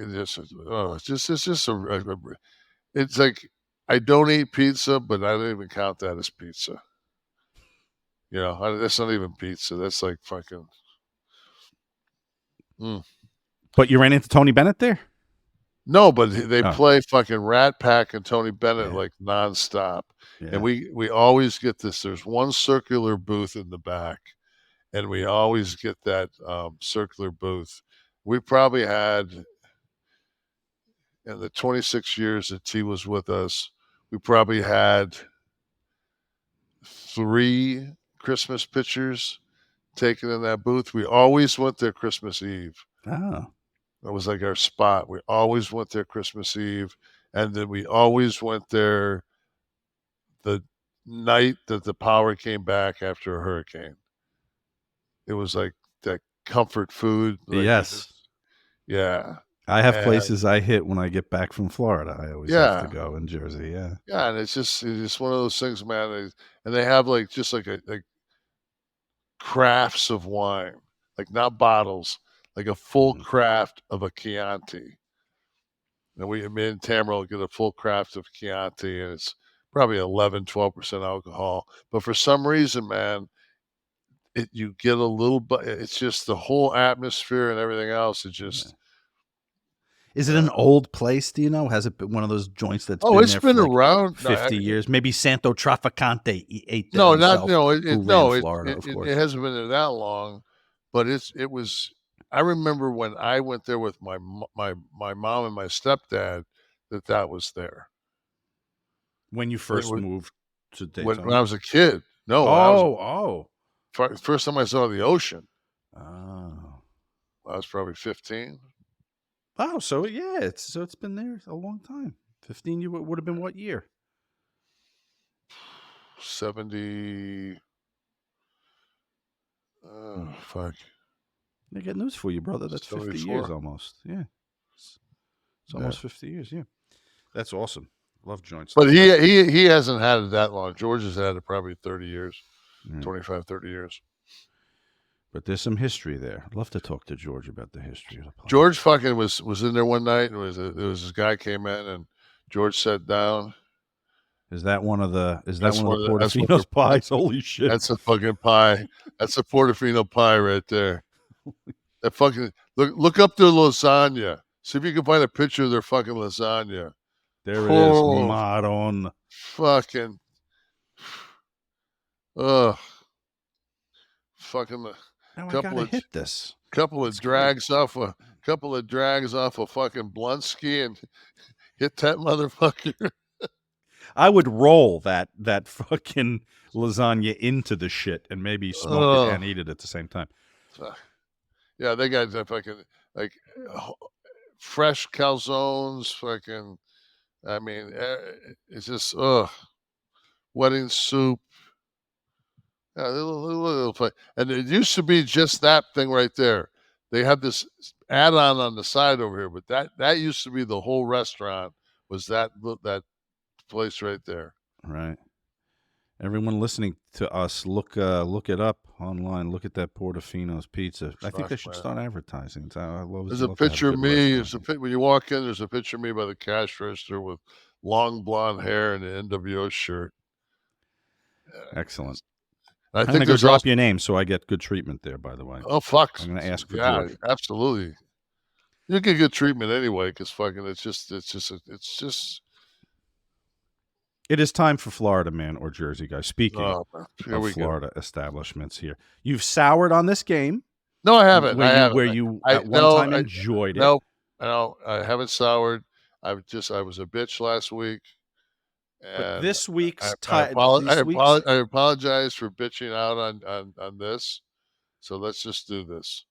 and I'm gonna because you've changed your psychology, so now I have to change my approach to it.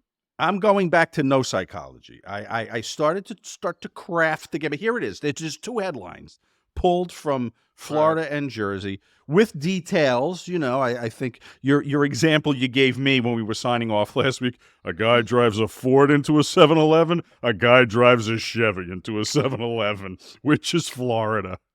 I said the one without the ice, motherfucker. All right. Fugitive busted when his bend over license plate is spotted. License plate, vanity plate says bend over.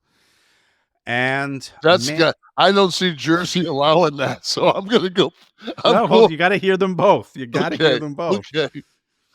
And man with half-gallon of Captain Morgan and swords sets fire in the road and then floods a police station.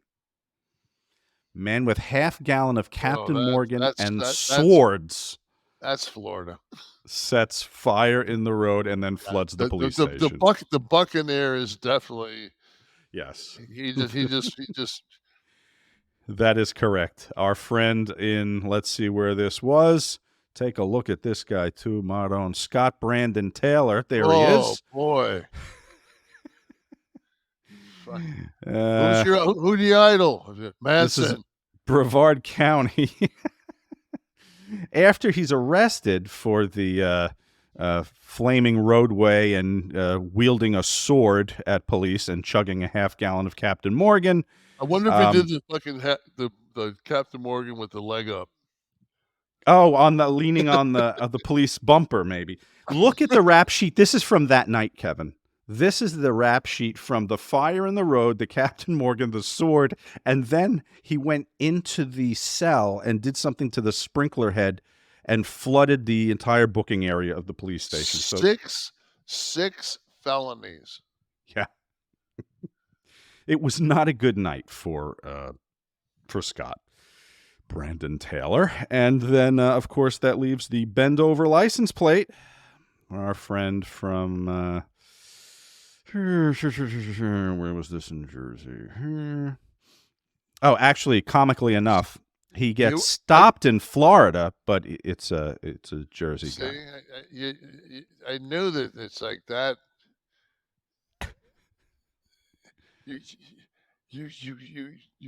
That could have went either way, because I mean. Well, he was stopped in Florida, but the moron who decided to the police in Florida. It looked fishy. The license plate bend over on a motorcycle. Yeah. Way to stay inconspicuous. Our idiot criminal of the day, he fucking crashed his bike. So he doesn't look like an idiot. He looks like he might looks like he's stoned. Definitely looks like he was hitting a little bit of the jackknife before. There we go. While we're at it, just to remember you, don't say gay in Florida. You could say bend over on your license plate. Well, no, got him pulled over. Listen, Kevin, I want to do something with you right now. Ready? Okay, we're gonna do a little exercise now. We're gonna pretend we have 2 lemonade stands. Let's say, okay, we're both selling lemonade on the beach in Daytona. Okay.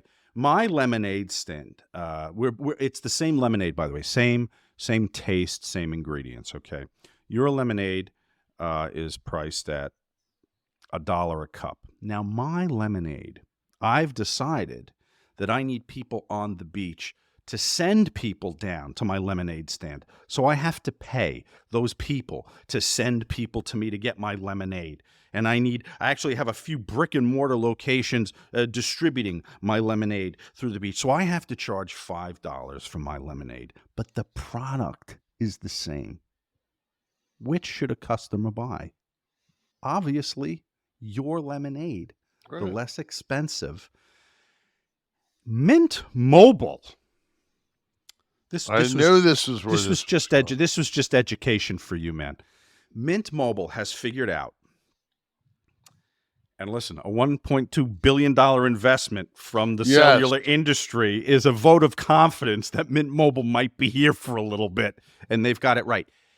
with no brick and mortar stores, no gazillion salespeople standing in the mall to have to pull you into, no lights to have to keep on in your 7 brick and mortar locations in one city, that they can offer you the same services as the cell phone company you might have right now for guess how much? Guess how much? Guess how much?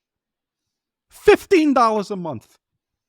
My wife, the family plan my wife is on from another cell phone company. I got my wife and my 2 daughters on it. I pay $278 a month. Then I see this. Yeah, we're getting hosed. I see this. Our friends at Mint Mobile, I sat down with them the other day.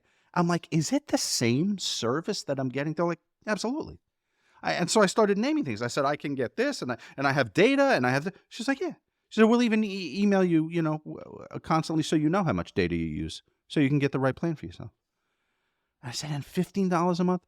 Guys, your big wireless provider is kind of trapping you on a roller coaster from hell, okay? It looked fun at first. You see on TV, you walk by the stores, you see them. But guess what? They might have even thrown in a free phone in the beginning to get you locked in. But guess what? Now you can't get off month after month of insane bills and thrills that you didn't sign up for on this roller coaster, okay?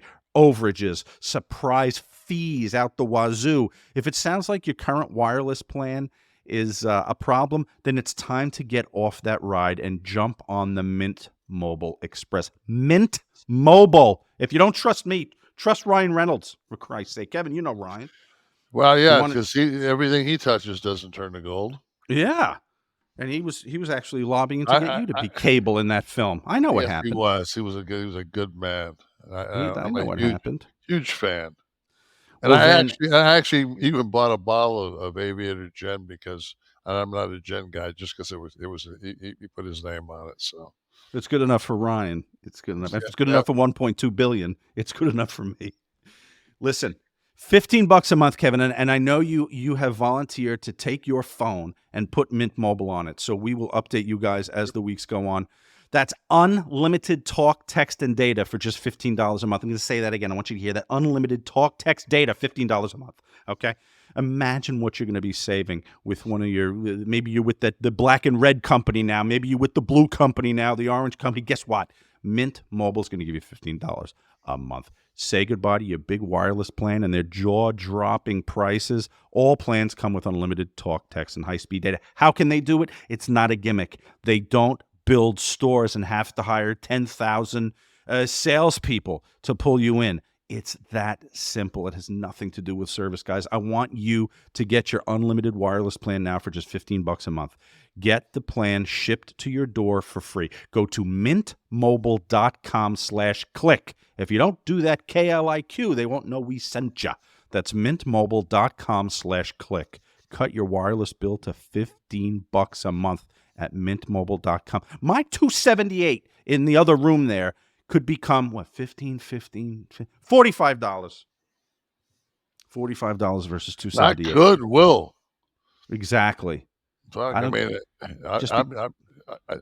See, this is.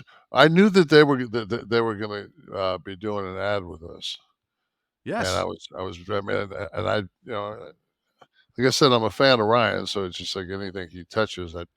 I thought that this would be very. So I wanted to make sure we keep this as a sponsor, but because I don't know. I think it's prestigious. Absolutely, and you guys can help us do that by going to mintmobile.com/Kliq, KLIQ. You got to do /Kliq so people know. Absolutely. And use your own phone, by the way, too. You don't have to go buy a phone from them. And anybody that has frequent self calls with me, well, if we don't, if I don't have to call you back or you call me back 3 times during a phone conversation, we'll know that the Met Mobile is better than the shit that he's dealing with right now. T-Mobile I got. So listen, guys, go take care of that. All right. Keep your phone, keep your contacts. All you have to do is contact them. They'll drop that. They do a wireless SIM card now. Some phones you may have to stick a SIM card in, but now they do the wirelessly where you don't have to open the door and do it. Just go now, mintmobile.com/KLIQ. I'm thinking this new phone I have, I'm hoping I get to stick it in. You want to actually do the stick it in. Yeah, I want to stick it in. Cathartically. I know. Tamara's going away for a few days, so you need. She's already gone. I mean, I'm just saying though, that's part of the fun, right? Always part of the fun. Mint Mobile, thank you very much for coming aboard. Yeah, thanks, helping guys. us have that fun. Thank you.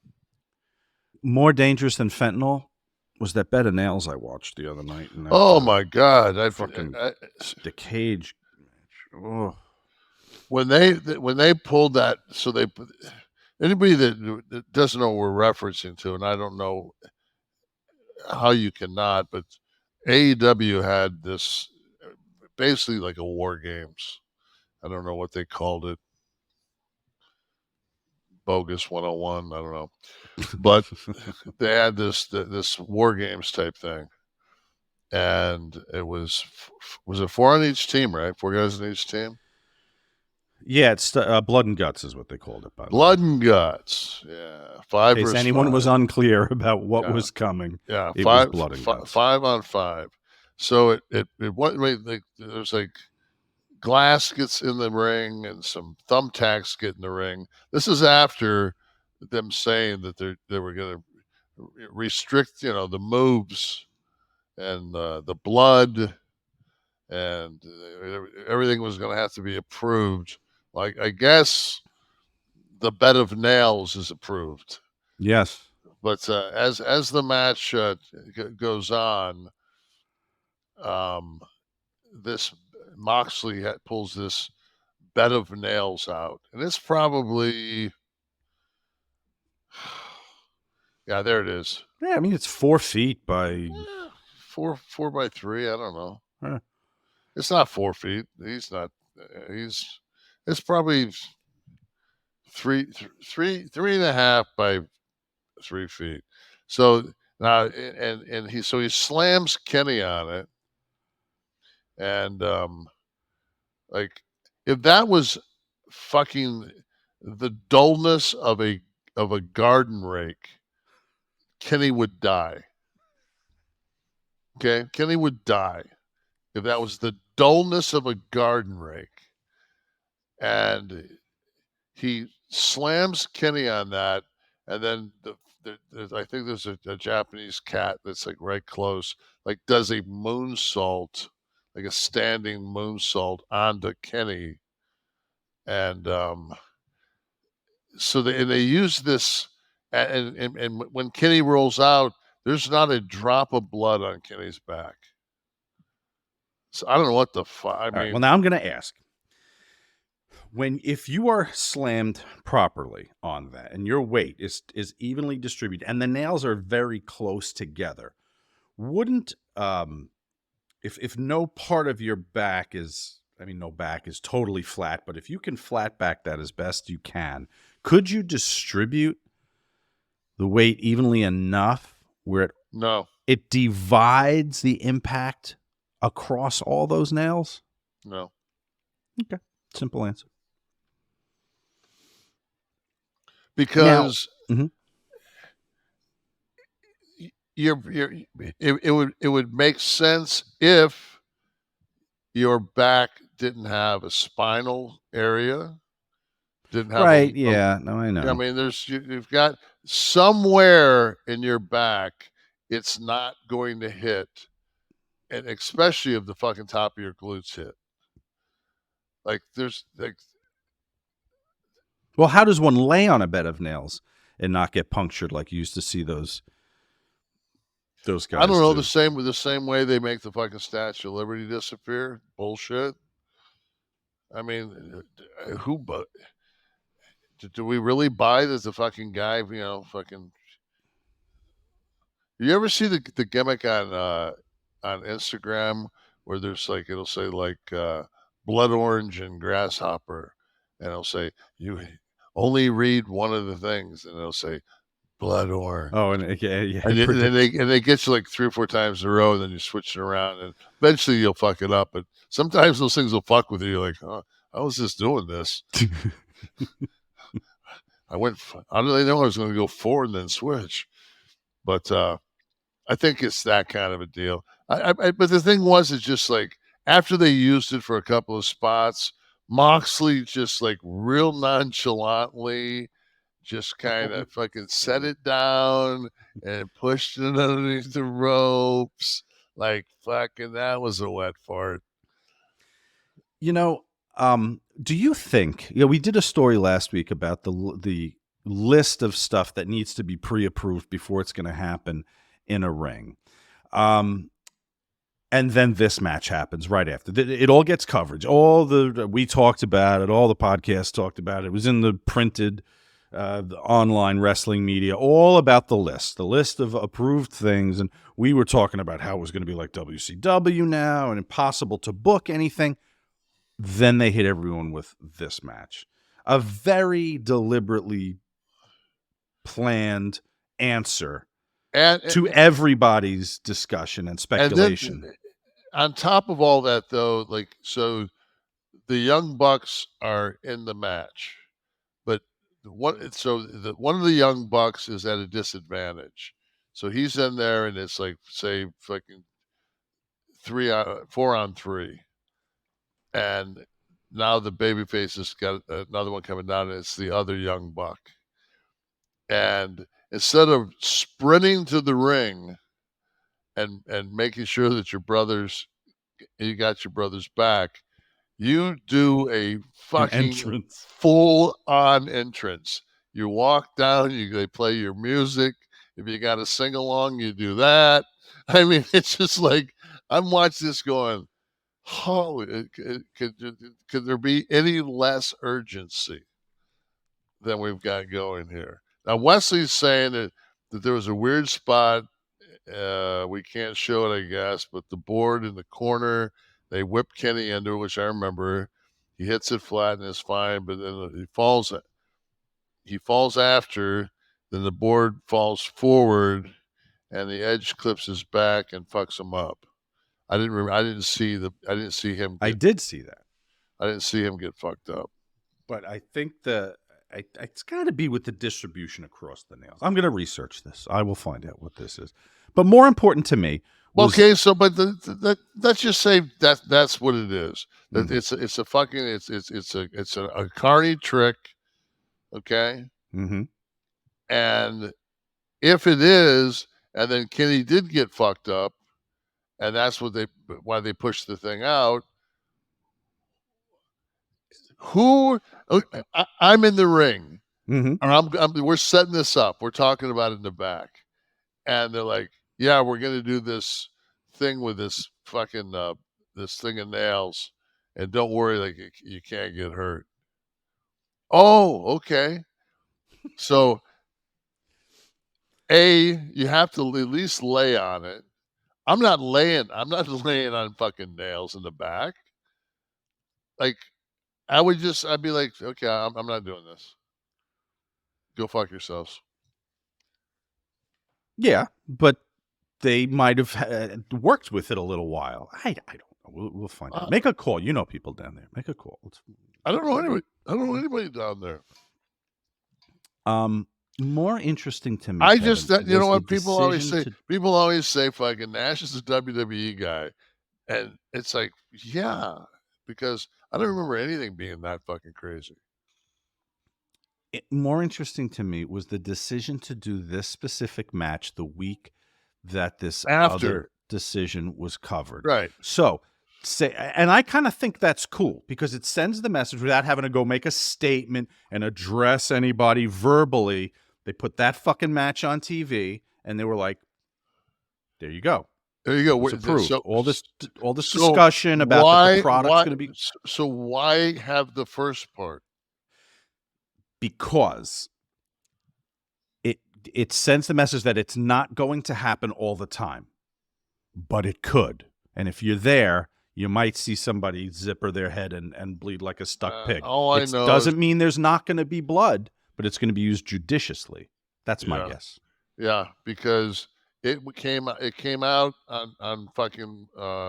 We talked about it on Wednesday, and then that night they had that match that we talked about it. That night they had that match.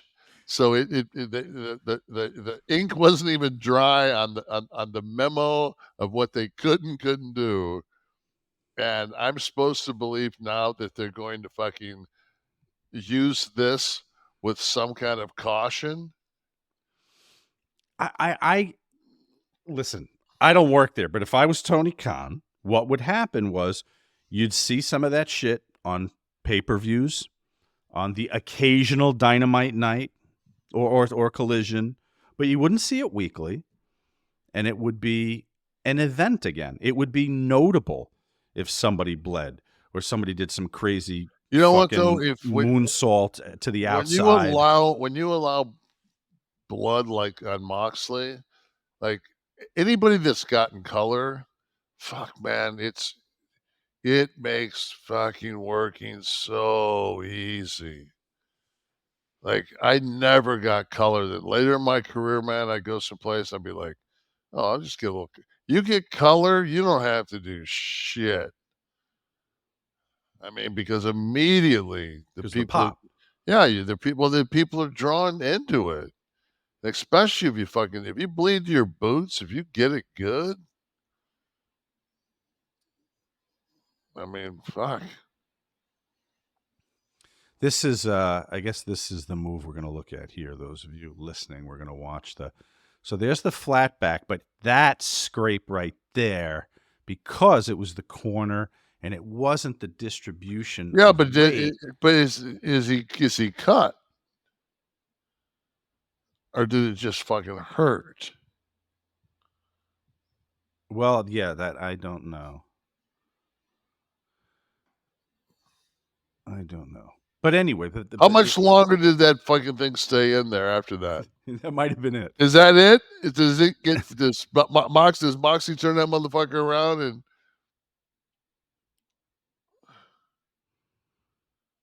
When you gig I'm trying to remember when I had my hard way fall, because I had a lot of blood in my eye. How badly is your vision obstructed for the remainder of the match while you're in there? You know, I mean, some of those fucking Slaughter gigs, I can't believe you could see it all. Yeah, I mean, I always gigged in the same spot. I gigged up here, and I mean, I got a patch up there that's, you know, I could find it with my, even still, and I would just take that, and I would take this finger and find it, and then when I put it there, I wasn't gonna fucking, I wasn't gonna do my whole 5 minute. I was gonna have one fucking gimmick. Then I figured when I got done, I could get that plastic surgeon. But you know, once you get old, you get this many fucking lines. It looks like you're fucking Abby anyway. So maybe we'll do a whole blading episode with Flair. We'll just talk about gigging for 2 hours. All right, we're back at Kliq This, the Kevin Nash podcast. Let me tell you guys, it is time to unleash the beach beast within you this summer. Manscaped is here to help you level up your beach game with the new Beard Hedger Pro Kit. Kevin, a very big fan of the Manscaped beard line of products. They're going past the waist deep in the grooming game here. They're diving in headfirst to your facial hair fantasies. The Beard Hedger is a game changer, allowing you to shape your beard like a true beach babe. So this summer, let the beach balls bounce, turn heads all over the place. Visit manscaped.com. Use code KLIQ, K-L-I-Q, for 20% off and free shipping. It starts with the Beard Hedger. First off, this is a cordless trimmer with a rotary wheel that gives you 20 hair cutting lengths, all with one guard. Okay, 20 hair cutting lengths with one guard. Titanium-coated T-blade, tough on hair, but smooth on your face, leading to single-stroke efficiency. You got the beard shampoo and conditioner. you need to remember that all your hair is different, okay? Your beard hair is more coarse and easier to damage than the hair on your head. Next, the kit has Manscaped's Beard Oil. Kevin, a very big fan of that. There's the Beard Balm, a pomade that shapes, styles, moisturizes, and tames. This set is unbelievable. The Pro Beard Kit also comes with 3 free gifts: a beard brush, comb, and scissors to ensure your beard is ready to impress. So get that 20% off now and free shipping with the code KLIQ, K-L-I-Q, at manscaped.com. That's 20% off with free shipping at manscaped.com and use the code KLIQ, KLIQ. Manscaped Beard Hedger, 1 stroke, 1 guard, 20 lengths. Thank you, Manscaped, for being Great with products. us. Absolutely, we have the And best. the thing is, too, you can take the beard kit there, and you can take the guard all the way down, and you can trim your pube area, and last thing you want to do is be bald down there. So this way here, you get a nice little, leaves a little bit of surface. surface Action. just you don't want to come at somebody like you're, put it this way, you don't want to draw Sandusky into the game with no pubes. Hashtag Ask Nash. This is how you get at Kevin Nash and get to ask him a question. Hashtag Ask Nash. And of course, our live studio audience gets the benefit of asking the same. Fernum Schnavitz the third. He says, I heard Sgt Slaughter is from Detroit. No. He is not. Is it Minnesota? He's not from Detroit.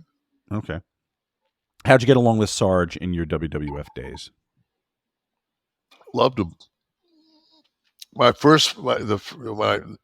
first agent that ever talked to me was I did the Albany house show.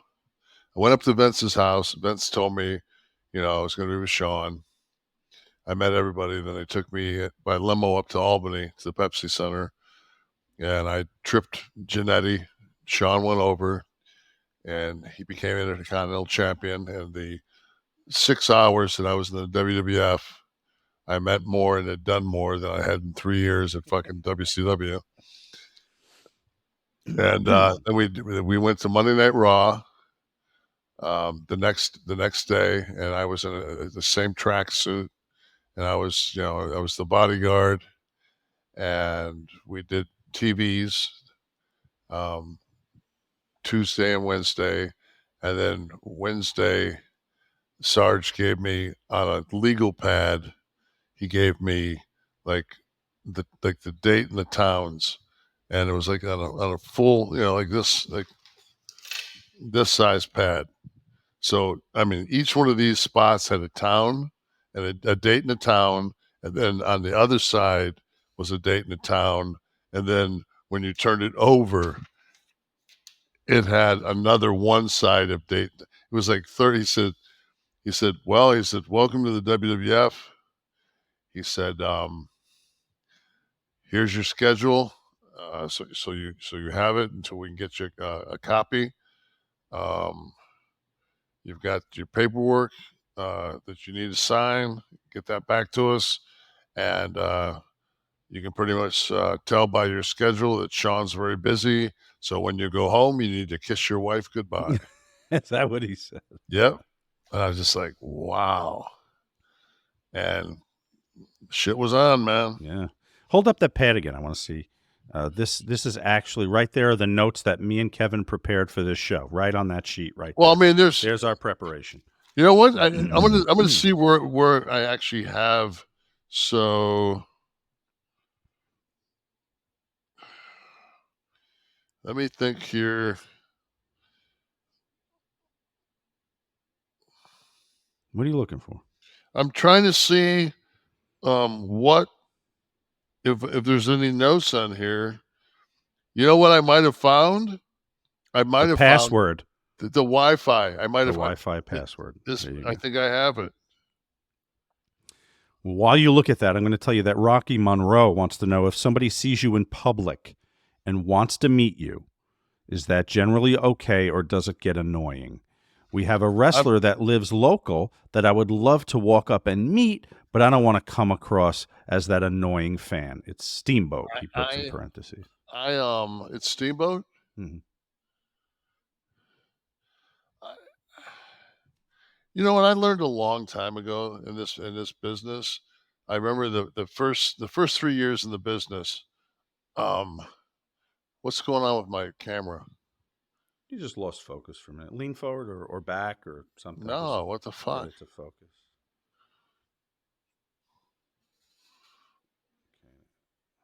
Okay. There you go. What the fuck, man? Fucking Mitch. Mitch, is that you? You had a Mitch moment. Mitch? We call those the Mitches. You learned a long time ago. No, for 3 years, man, it was just like you'd go someplace and people would come over and ask the guys for their autographs. They didn't ask you because you were a fucking jabroni. And you'd be like, man, that must be nice. It must be cool. And then all of a sudden, fucking, you know, that you get noticed, and then guys turn into dicks. I'm like, you can't have both. And guys meaning fans? No, the boys. The boys turn into dicks because now they're, maybe fuck off. Fucking fake wrestler. It ain't like you hit a curveball, motherfucker.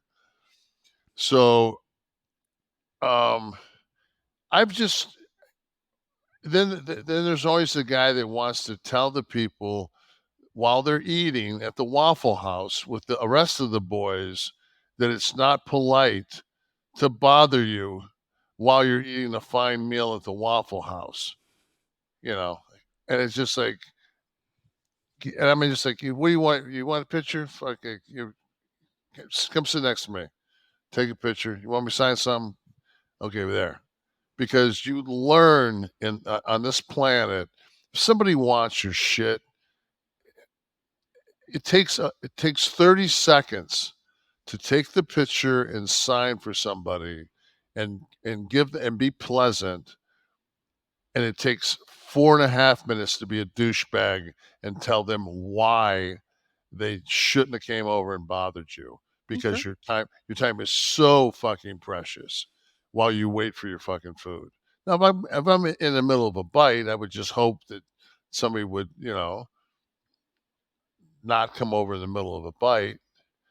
But I think the eating thing is a little different. Like maybe when you're leaving or coming in, or waiting's fine. Waiting's. I just think that once you get your meal, or if you're there with a couple and there's banter going on, and there's laughter, you don't want to come in and be a Budinsky, right?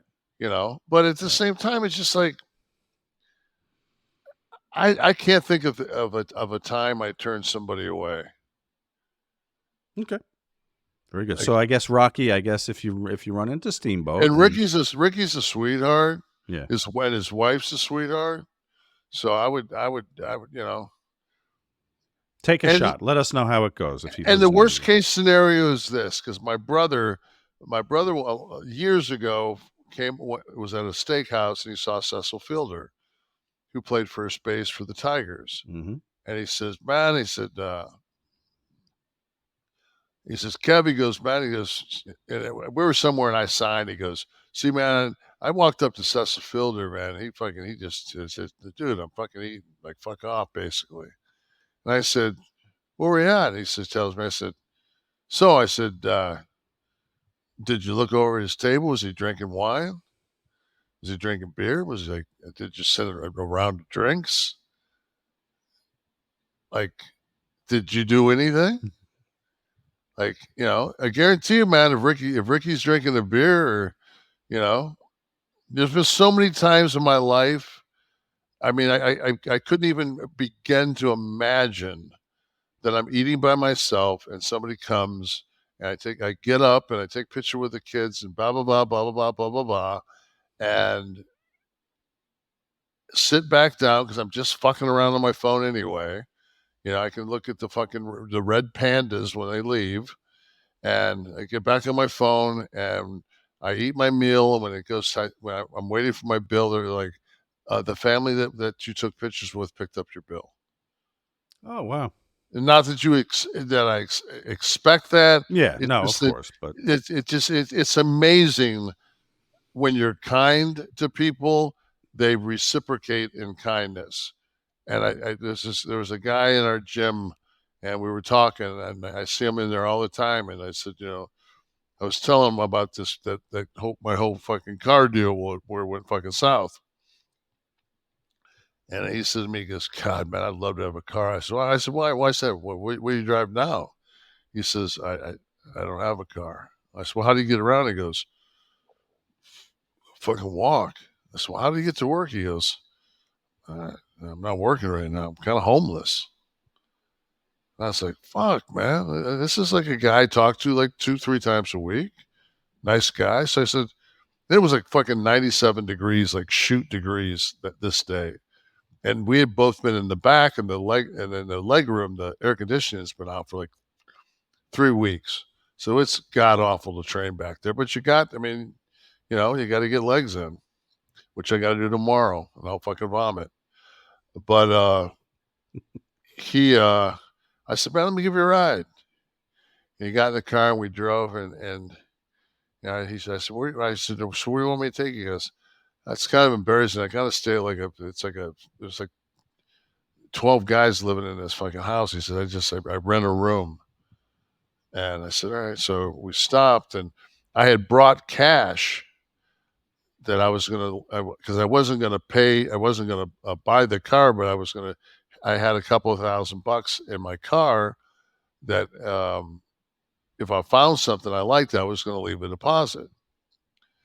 And I didn't see anything I liked, but I had the money, and it was an entire day had went by, and I didn't take but I had $3,000 in my car. I didn't take the $3,000 out of my glove box. So it was there. So to me, it was like almost like the divine intervention. Like I just looked at him. I said, how are you eating? He goes, it's none of your business, man. I said, no, I'm not trying to be a dick, man. I said, listen, I opened up my it was the middle console between the two bucket seats.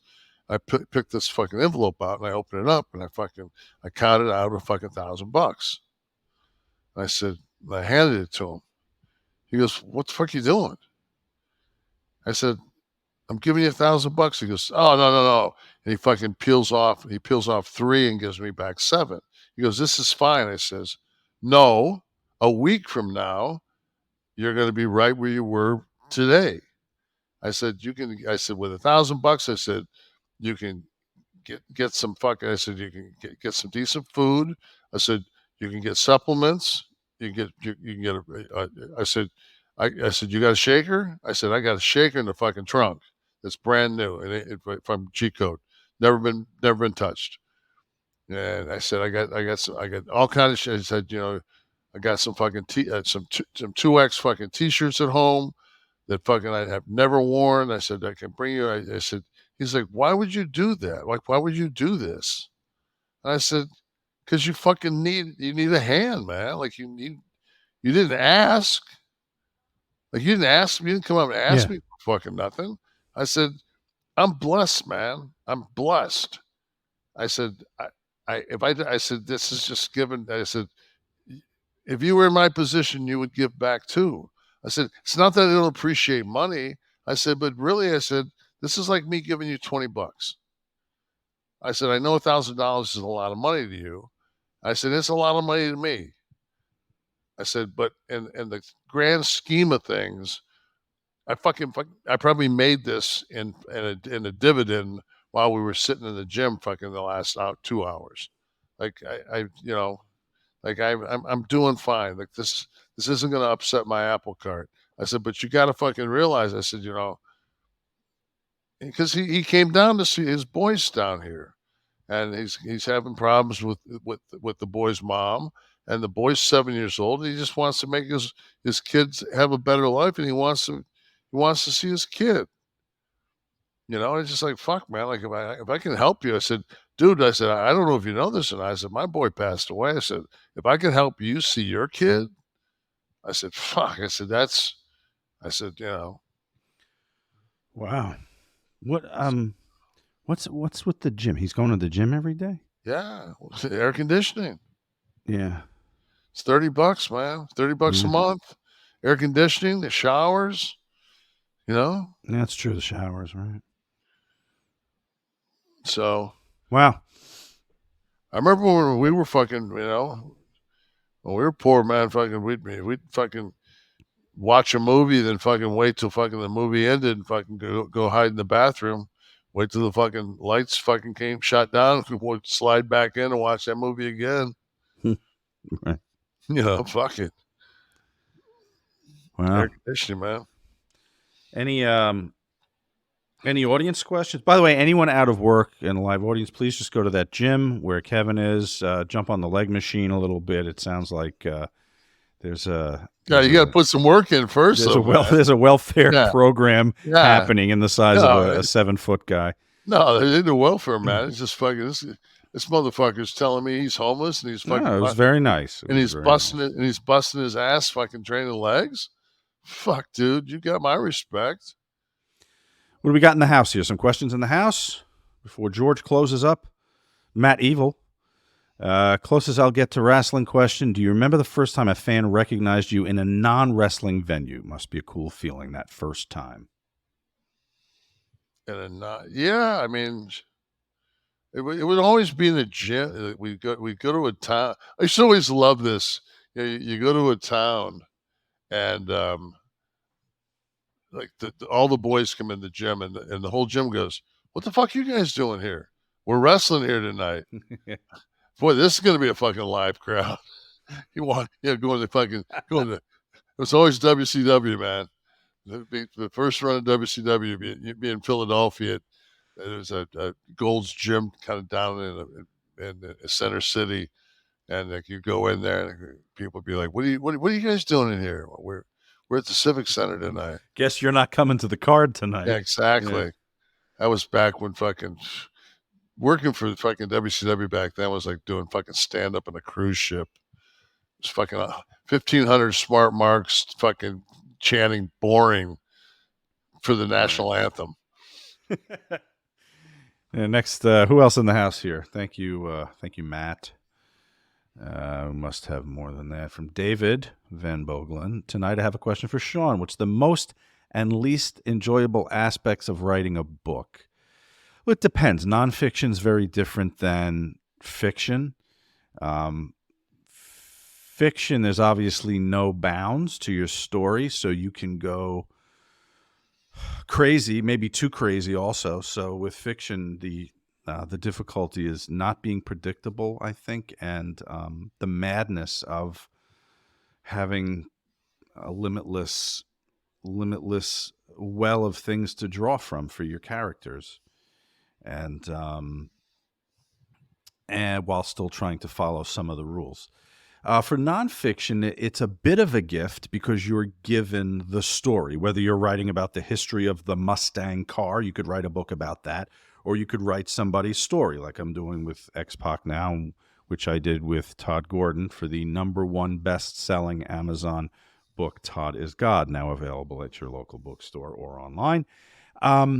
With that, you're given the story. Pushing Tyrus out of first place. It jobbed him right out, that motherfucker. That's my fucking boy, man. But the difficult thing with that is that you are taking responsibility for someone's legacy and putting the book out in their legacy. So they tell you the stories, they give you information, you're interviewing them, you're prodding them, you're looking for information, and you're trying to string it together into a cogent timeline of a book. And the other thing is you have to write it in that person's voice.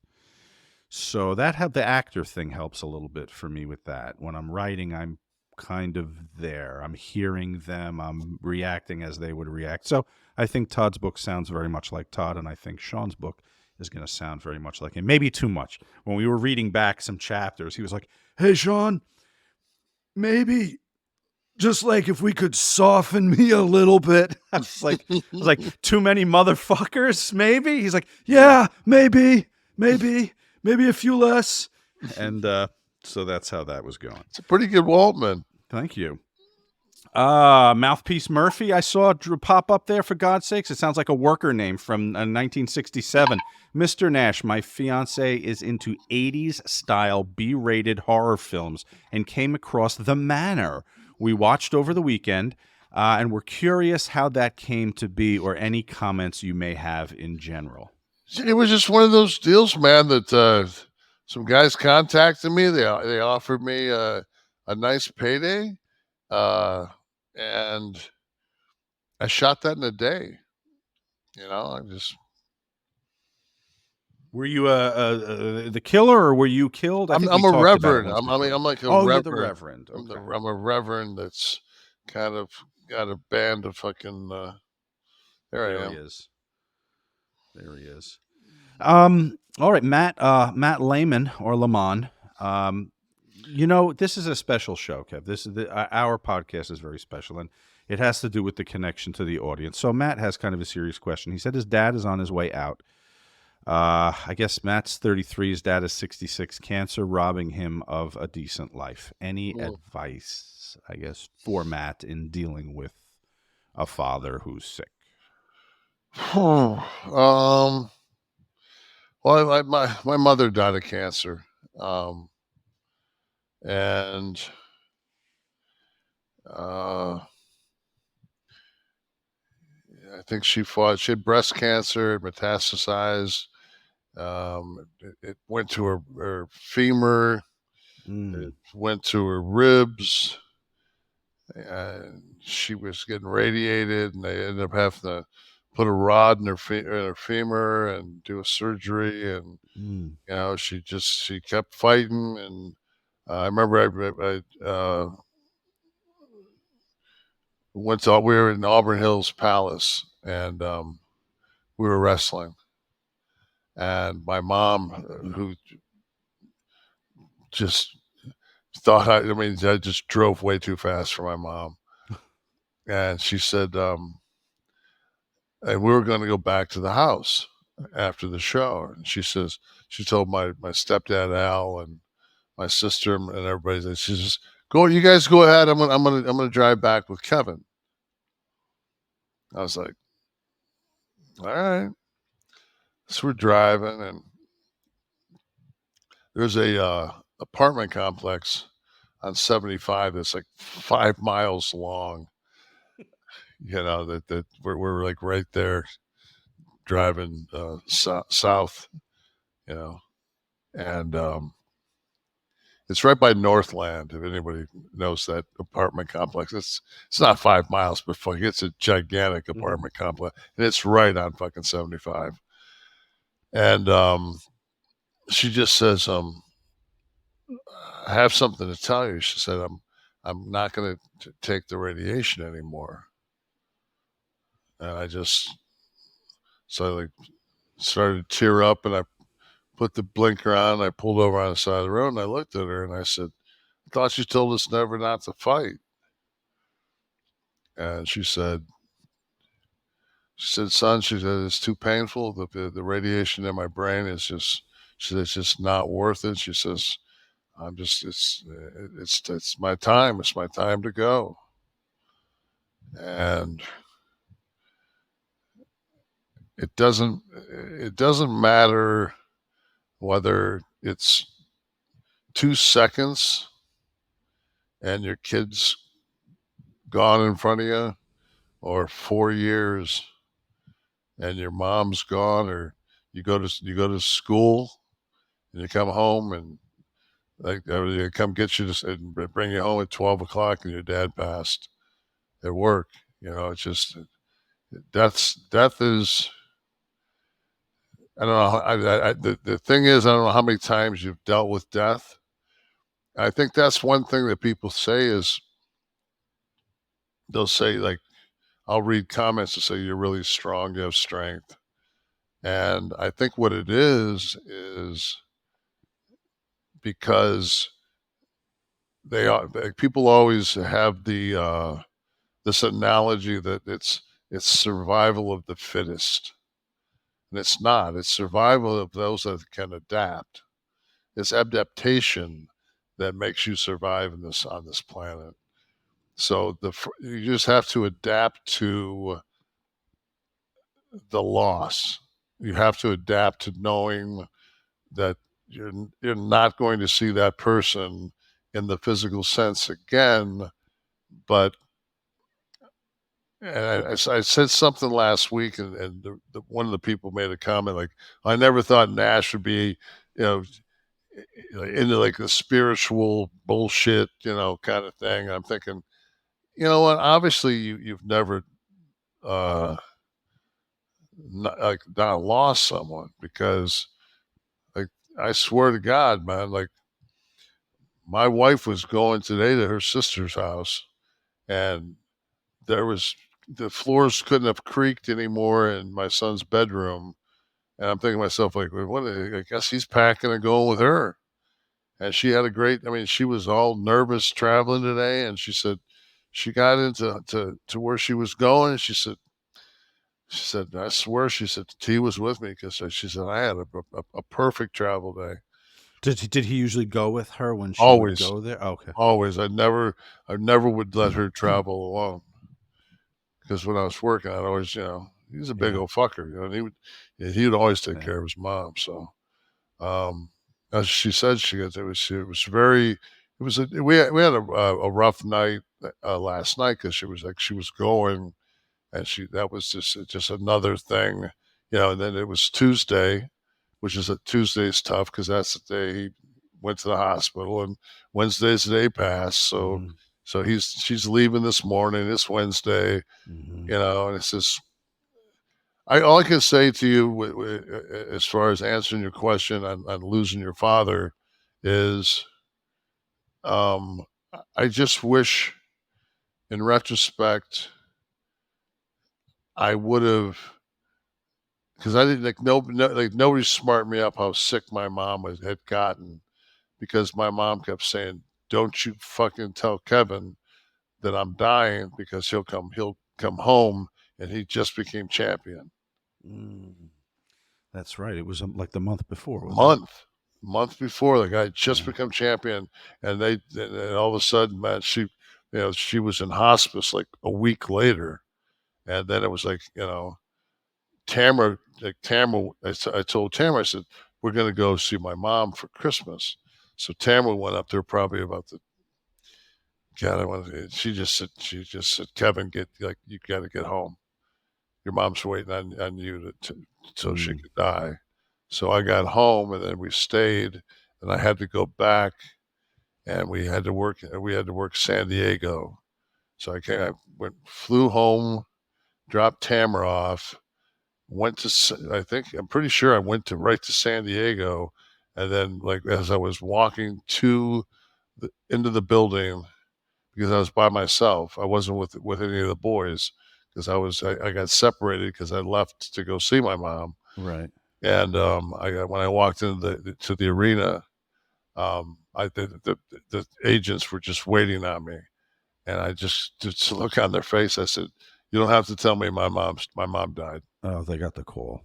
And they're like, "Yeah." And he said that Vince wants you to call him. So, this is before cell phones. So you got to go into the production office, and use the fucking phone. And I got to use my AT&T. And I called Vince, and Vince is like, "What do you want to do, big man?" I said,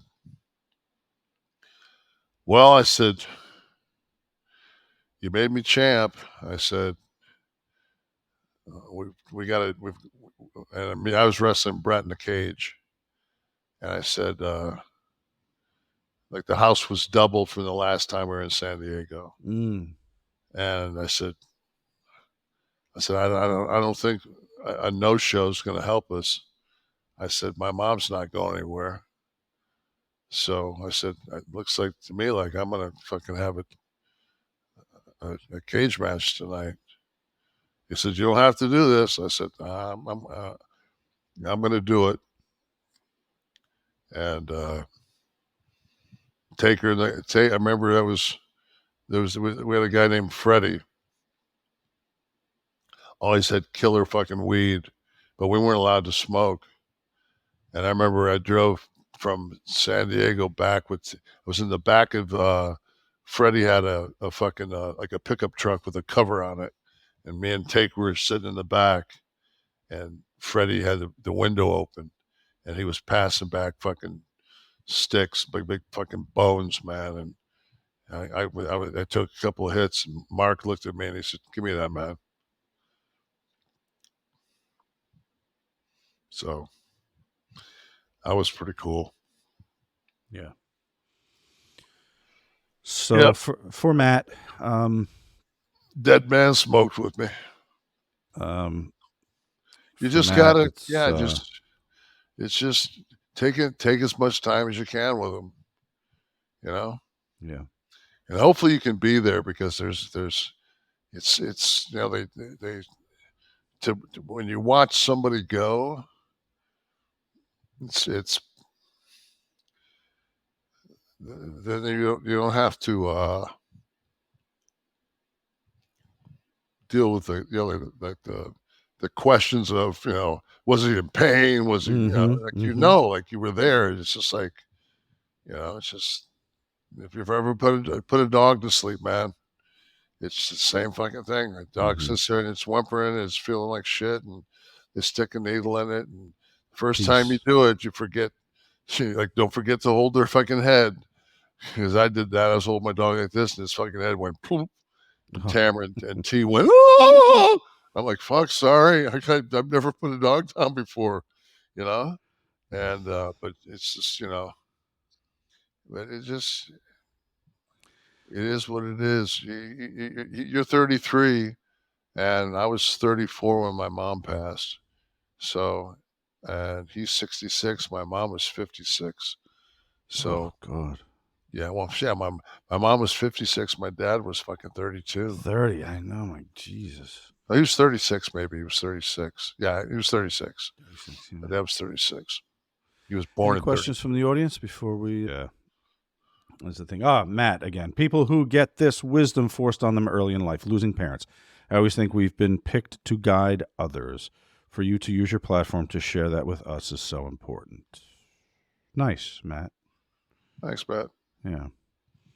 Well, we always promised you from day one, real life, right here. And I was on a show this week promoting the book, but on the show they asked about this podcast. And I told them that we always sought out to do something different. We didn't know exactly what it was, of course. And upon Tristen's passing on that Wednesday, when you texted me at about, I mean, of course, I heard from you when Tristen passed, and then about 5 o'clock, you texted me and you said, "I don't have a link."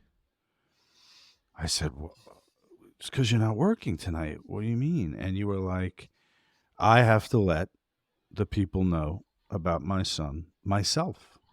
I can't have someone else do that." And that, in a tragic way, cemented how we were going to be different. Right. That it was going to be real life. It wasn't just going to be us talking wrestling, even just talking sports, whatever.